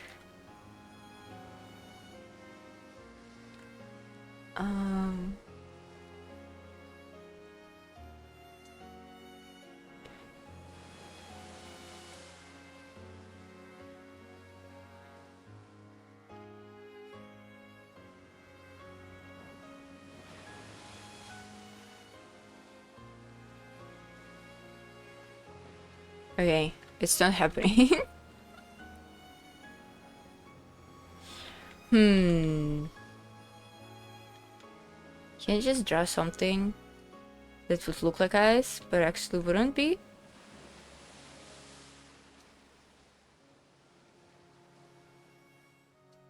Okay. That's it. That's enough. That's enough. That's enough. I'm sorry. I should have streamed. I should have just read the text. If a person remains greedily for eternity, that means that they have desired even in the last moments before they die. Having desires mean that there is something they want, something they don't have, some ways that they aren't complete. I'm sure it's tough to die when you can't think of yourself as being fulfilled, so I'm sure self-satisfaction is actually necessary. I see. Then, being with lifespan needs to make that kind of compromise? Our masters always had a very long lifespan, so I've never thought of it. I wonder if humans live so they can be satisfied. If so, to seek nothing is probably the easiest way to live. Yes, it makes sense why greed is one of the seven deadly sins. Your praise honors me. Apparently that counted as a praise in Mamon's eyes. She turned and gave the graceful curtsy. Angie-sama, do humans live so they can be satisfied at the moment of their death? It must be pretty tough to be somehow incomplete at the moment of your death, right? If so, then humans live only so they can have satisfying death. They live so they can have a better death. Ooh, I live to have a really weird, fucked up death, presumably really painful, because I'm only gonna die once. Why wouldn't I to experience all the pain in the world in this one time? You know? Totally not twisted logic. Makes perfect sense. They live so they can have a better death. They live to die. Whoa, that's a hell of a thing to say.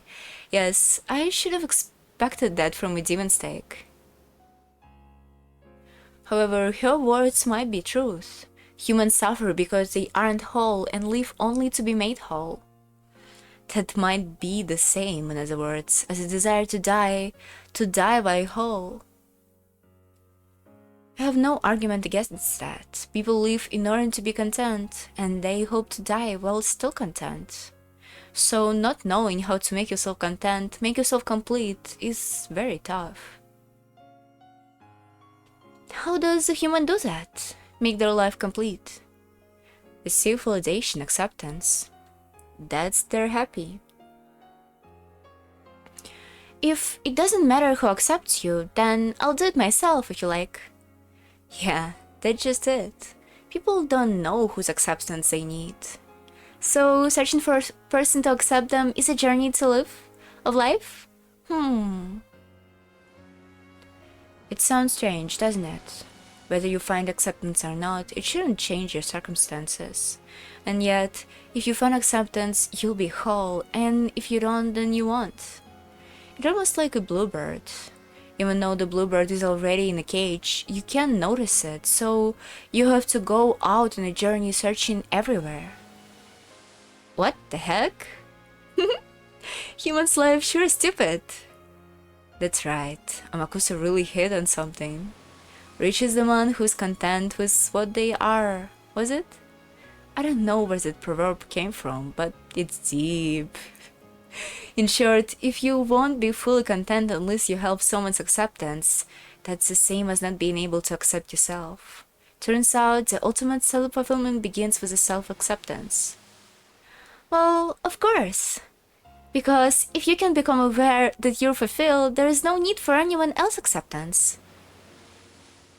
Just by taking notice of that small little thing, a human's foolish lifelong journey can be ended easily. Literally me. Then they can spend the rest of their lives effectively, playing and having a good time. A human life is so ridiculous. Literally me? Are they talking about me? Moment's choice of words was bad, but it was sure the truth.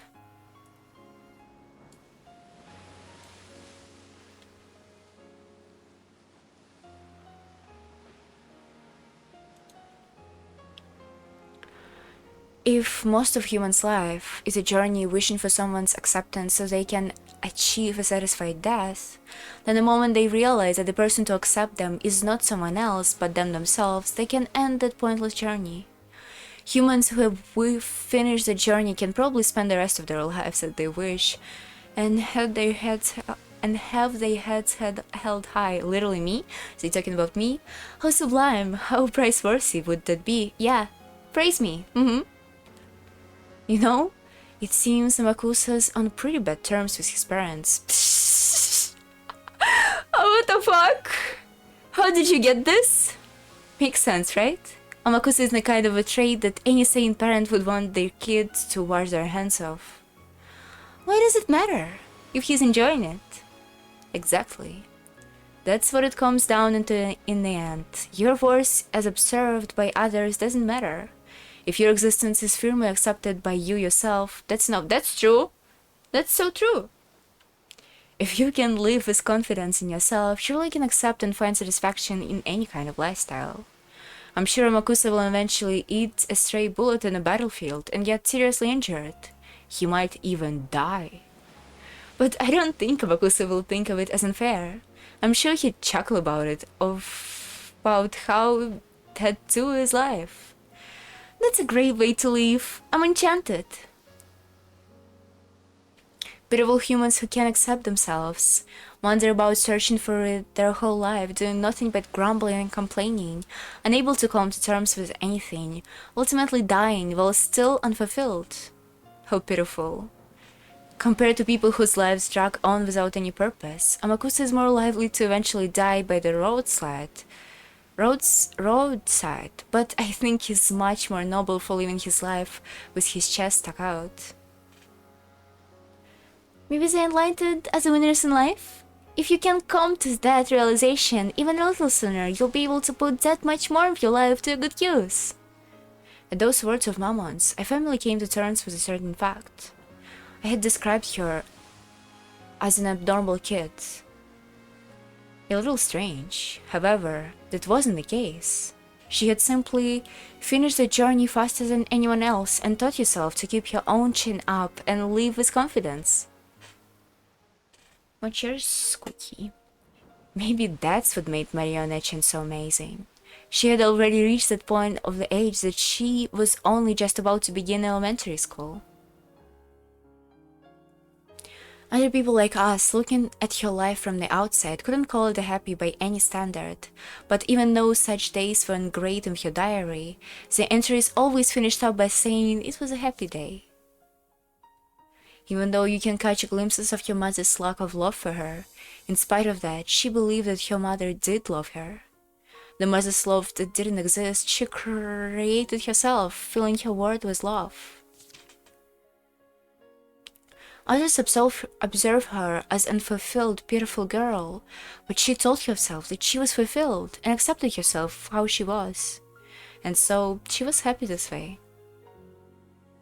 It's easy to observe that as something pitiable and sad, but to her that was an outsider's opinion and didn't matter in the slightest. Ooh.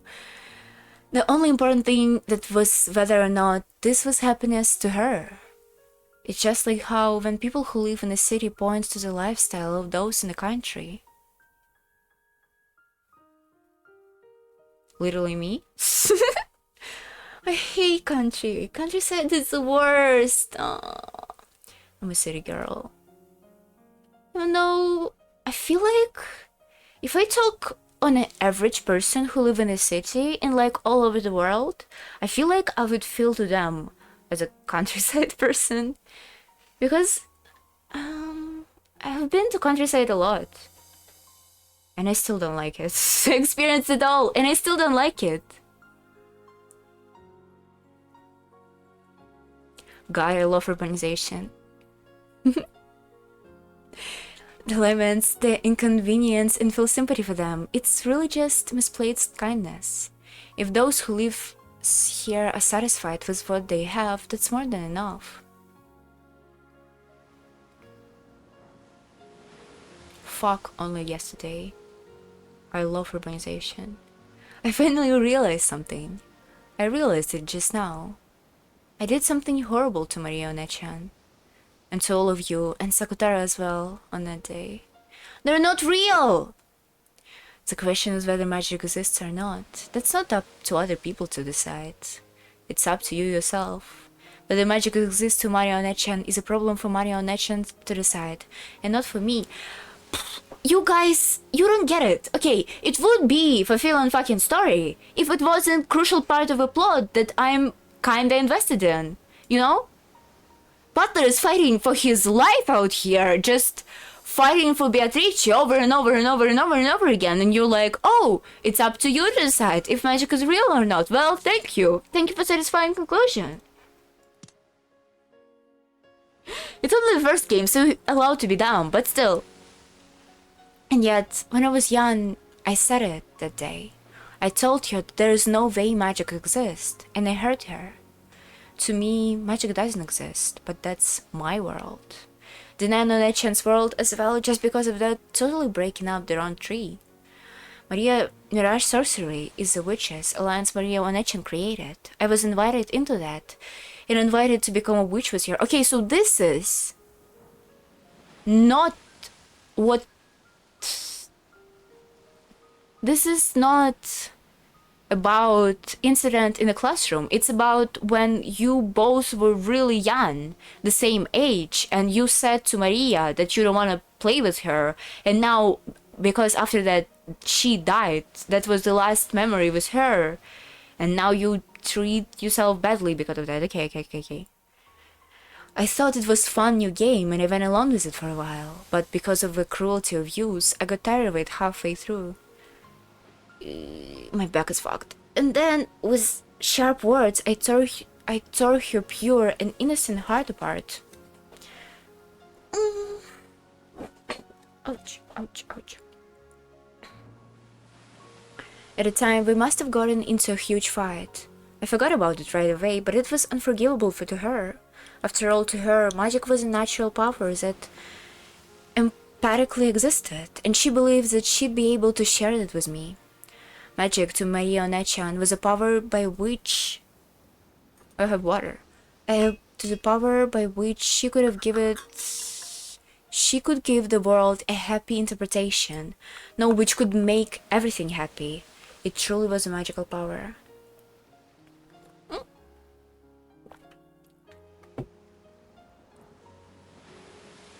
She just wanted to share that with me too. The young me tore those feelings apart, so she closed herself up in a shell, believing that no one could understand magic with her. If so, then Lady Maria Ravchernyi wasn't over after all. If she had accepted herself, there would be no need for her to feel down just because you denied her. Moni-chan was young. She still hadn't reached the same kind of philosophical viewpoint as Amakusa. That explains perfectly why the Witches' Alliance called Mirage Sorcery was necessary. An alliance where each accept that the other is a witch. That's right, I'm pretty sure that was the first article in the agreement of Mirage Sorcery, which is the alliance must accept each other and respect each other. That is the deepest and the only meaning of Witches' Alliance. Maria Onechan wanted to share with me the secret loves of making the world happy, called magic, but I was young, and she was too. I hurt her with innocent cruelty. On that day, I said it, those reckless words. To all of you in Sakutara, I said there is no way you exist. I'm offended. We accept that we exist ourselves. We're not like humans with their souls half asleep. I think, therefore I am. Whether you accept or deny magic, the existence of magic called the Seven Sisters of Purgatory is therefore a fact, as long as we accept ourselves, to borrow your words. It truly would be violence for another person like me to deny that. I'm sure that would be like having your true mother yell, I wish you had never been born. Huh. No, get out of my life. Huh. Even after being slammed by all those words, Maria Onechan's magic made you believe in your mother's love. Sakutara, her magic friend, always encouraged her. He kept saying that her mother loved her, that she was coming home late because of her work, and that she would definitely bring back a present. Even after Maria learned the fact that it really wasn't because of her work, magic still kept her believing that. So by believing that your mother loved her, by accepting that, stretch it again. Oops.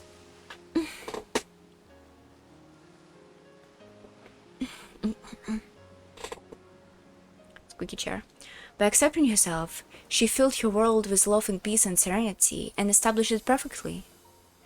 What happened 12 years ago? What happened to my family? This was not a journey to search for that.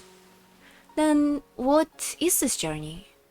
It was a journey to apologize to Maria Onechan for what happened that day. I don't know why, but that's what I think. If I hadn't hurt her to this day, the incident 12 years ago might not have occurred.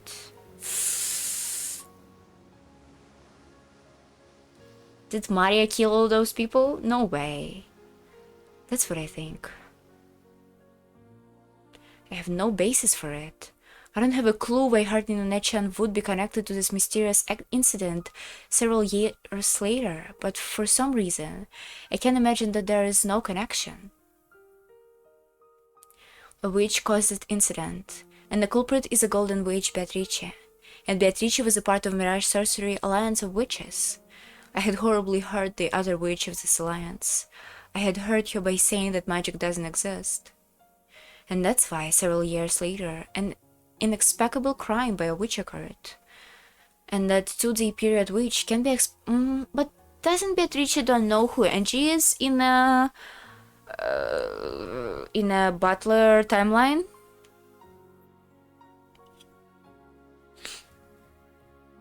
That's why several years later an inexplicable crime by a witch occurred, and the 2-day period, which can't be explained with anything but magic, was thrust in face with a message battle. I'm sure that I'm not unrelated. I don't know. It could be a chance, it could be a fate. For some reason, I've just started thinking that way on this journey. And your basis? None. I'm just what I'm thinking. The Japanese sure are interesting. Even if they're the victim, they feel as though they did something wrong and apologize for no reason. I could understand if you said, I hate Beatrice-sama for stealing my family or something, but you really are an odd one, feeling guilty for no reason and apologizing. Of course I hate Beatrice. I couldn't continue this journey without that feeling. But it's alright for me to find another purpose on this journey. There is nothing wrong with me adding the goal of apologizing for the past sins onto this journey for revenge on a witch for 12 years prior. I can at least go to Rokujima, apologize for my I'm falling asleep. Oh my god. Apologize for my reckless remarks and unfair flowers. No, there is something better than flowers, and I think that would be more fitting for a Nechan. I stood up, ignoring my hair being blown about by the sea breeze. I concentrated my mind. I lifted my palms up to the height of my head and imagined a vast space. Angie-sama. Quiet. Come, arise. I am the witch apprentice, Angie Beatrice. Though I was excommunicated, I was once a member of the same alliance, and you are dearly missed furniture who played with me. Answer to my call. It was hard to tell in the middle of the day, but a faint blue light gathered around the palms of my head. Then, I revived Sakutaro's form. It truly was Lone Mist, that figure. His cute ears, his bright red scarf. It came off easily, so Nechan faithfully re-wrapped it all the time, didn't she?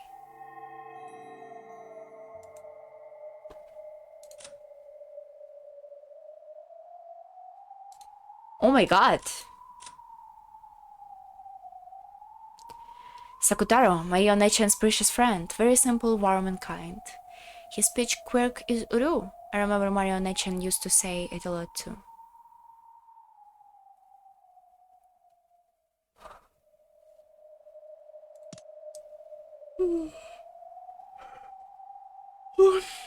I'm falling asleep. Okay, let's just hold another like 20 minutes and then it's gonna be fine. Sakutaro, recognize us? Do you know who we are? Uru? Uru? Maman? Angie? With a sleepy face, as though waking up for a long slumber, Sakutaro looked all around him as he spoke. It's been a long time, Sakutaro. I'm pretty sure. Sorry. I'm pretty sure this is the first time I've summoned you with my own power, and now I'm the only one who can. Uru. Those words might have been a bit cruel. Sakutaro's face clouded over. In the past, I denied you. Now that I have summoned you, that means that I have accepted your existence. Is it okay? Is it okay for me to be summoned into your world? His eyes were slightly frightened. It was only natural. I, who played with him like a friend before, had one day suddenly denied him and tried to burn him with an anti-magic toxin. It was only natural that he was scared. I apologize for that day, to you too, Mammon, and to the rest of you. At some point, the rest of the seven sisters had gathered on the deck. No, they are there at all times, always by my side. As long as I accept that it's okay for them to be here, they will appear anytime. You certainly do exist. Lucifer, and Leviathan, and Saturn, and Belphegor, and Mammon, and Beelzebub. Christian girls, be like. And Asmodeus, and Sakutaro too. Is this alright?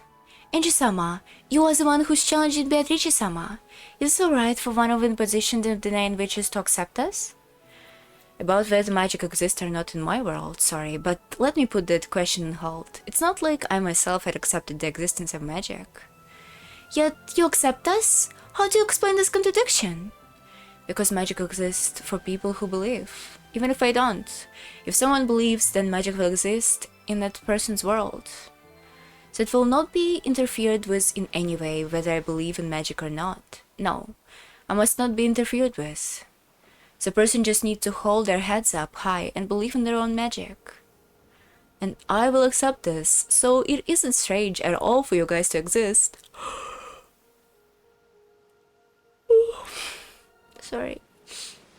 That's quite a rationalization, but an interesting interpretation, I would say. What you're saying, Ninja-sama, is probably a devil's proof. A devil's proof? After all, to prove the existence of demons, you just need to bring one with you. But denying the existence of demons is impossible. Yeah, and we are here. That means that whether Enji-sama believes in magic or not, our existence is unshakable. Uru? The anti-magic toxin is disappearing from Enji. You're right. But she's in a position of denying magic, so why? That's probably because I learned respect and acceptance. Yay! Now Enji's not homophobic or something. I don't know. Now I might be able to understand the depths of Marianne-chan's magic and Beatrice's. In the past, I insisted that I didn't believe in things like magic, and something like that couldn't exist. I acted like I had my eye daily shut and I couldn't see anything. But now... Sorry. So sleepy. But now I'm different. I get the feeling I can look right at the ceiling called magic and close it on its true nature.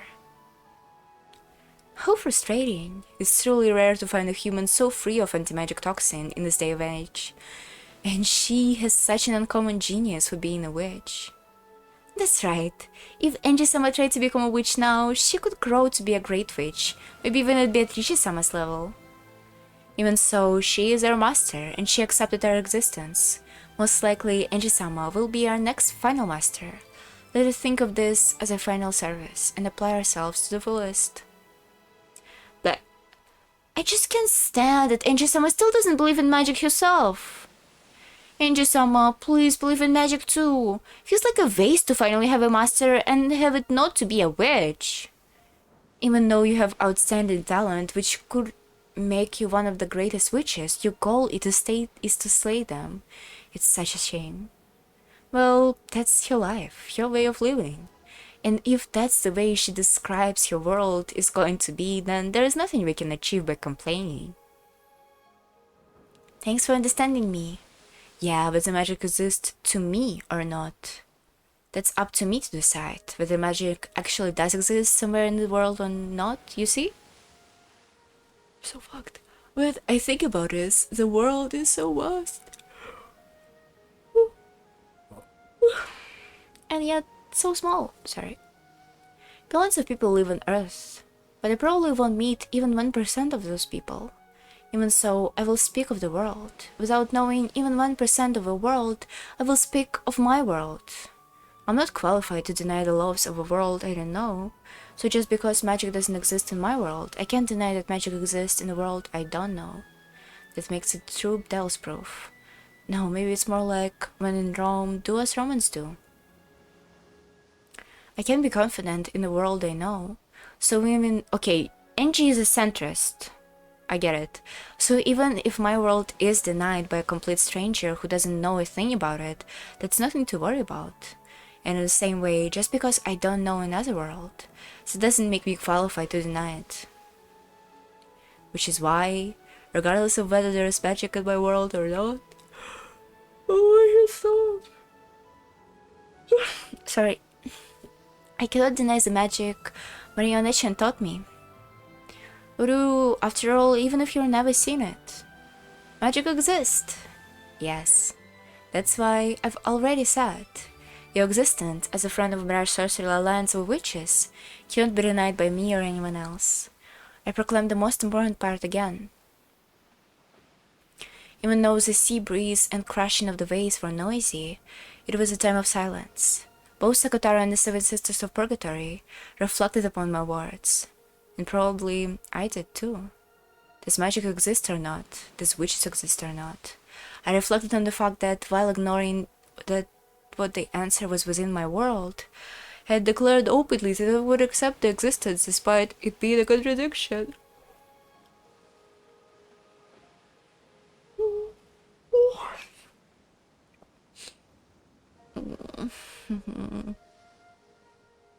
Thank you, Angie. If you'll accept this magic perhaps one day, witches could also... No, that was a foolish question. You already have a clear answer to this question. Sorry, I do accept that witches might exist somewhere in this world, but my world will not waver. You won't accept witches or magic. You'll definitely expose the truth of Rokijima, right? Yes, that is my world. Even if witch really does exist, I won't accept you in my world. No matter how much the witch tries to guard me. Your position is to slay witches. And now I understand well that you have not the slightest wavering in this feeling. We are your furniture, the seven sisters of purgatory. We will always be by your side. We will always be waiting for the days that we can be useful. Although, since you don't believe in magic, we can never be anything more than someone to talk to. That's enough for now. We've been left a room to exist. For that alone, we should thank and accept Eiji-sama. In short, all of us can be together again. Uru. Yeah, Sakutaro, let me flavel you. As Sakutaro was overcome with emotion and tears came up to his eyes, the seven sisters closed in and mobbed him. They were also celebrating a long-awaited reunion. Because they were granted permission to exist, they can exist here without doubt. No, they can exist even if I don't permit it.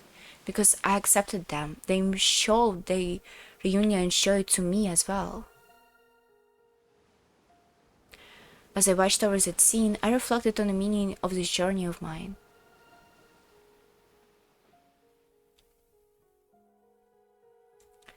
I wonder if everyone will forgive me this way. You've done enough. We are furniture. Just being summoned, just being allowed to be by your side makes us happy. Uru? Angie, thank you very much. Come to think of that, why was I able to summon Sakutaro? No, it's the other way around. Why wasn't One-chan able to summon Sakutaro? Maria One-chan had despised thinking that Sakutaro had died. Which told me that she hasn't been able to summon him like this anymore. In the past, One-chan said it was more advantageous in summoning to have a vessel. However, a vessel is like training wheels, and it shouldn't be absolutely necessary. In other words, even if the stuffed animal lion that was Sakutaro's vessel didn't exist, it should have been possible to summon him. In fact, for that matter, it's a little doubtful whether summoned being even have a concern for life or death. Moreover, Sakutaro was an especially important friend to Maria One-chan. I wish any of this would be plot. I wish I could only dream about this. Okay, that's it. I can't do this anymore. I wanna fall asleep so badly. Like, oh my god.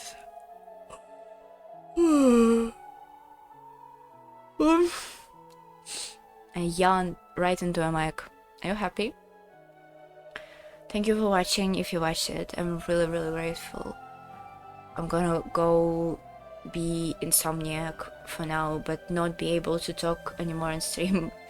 So just, surviving. Maybe summon some demon sisters, You know how it is. Ooh, 89 hours. Ooh. Chapter 10. Yeah, we're probably not finishing this month, but that's okay. That's okay. I'm content with this. It's not what the word content means, but whatever. Thank you very much for watching again. See ya on Monday. Bye bye.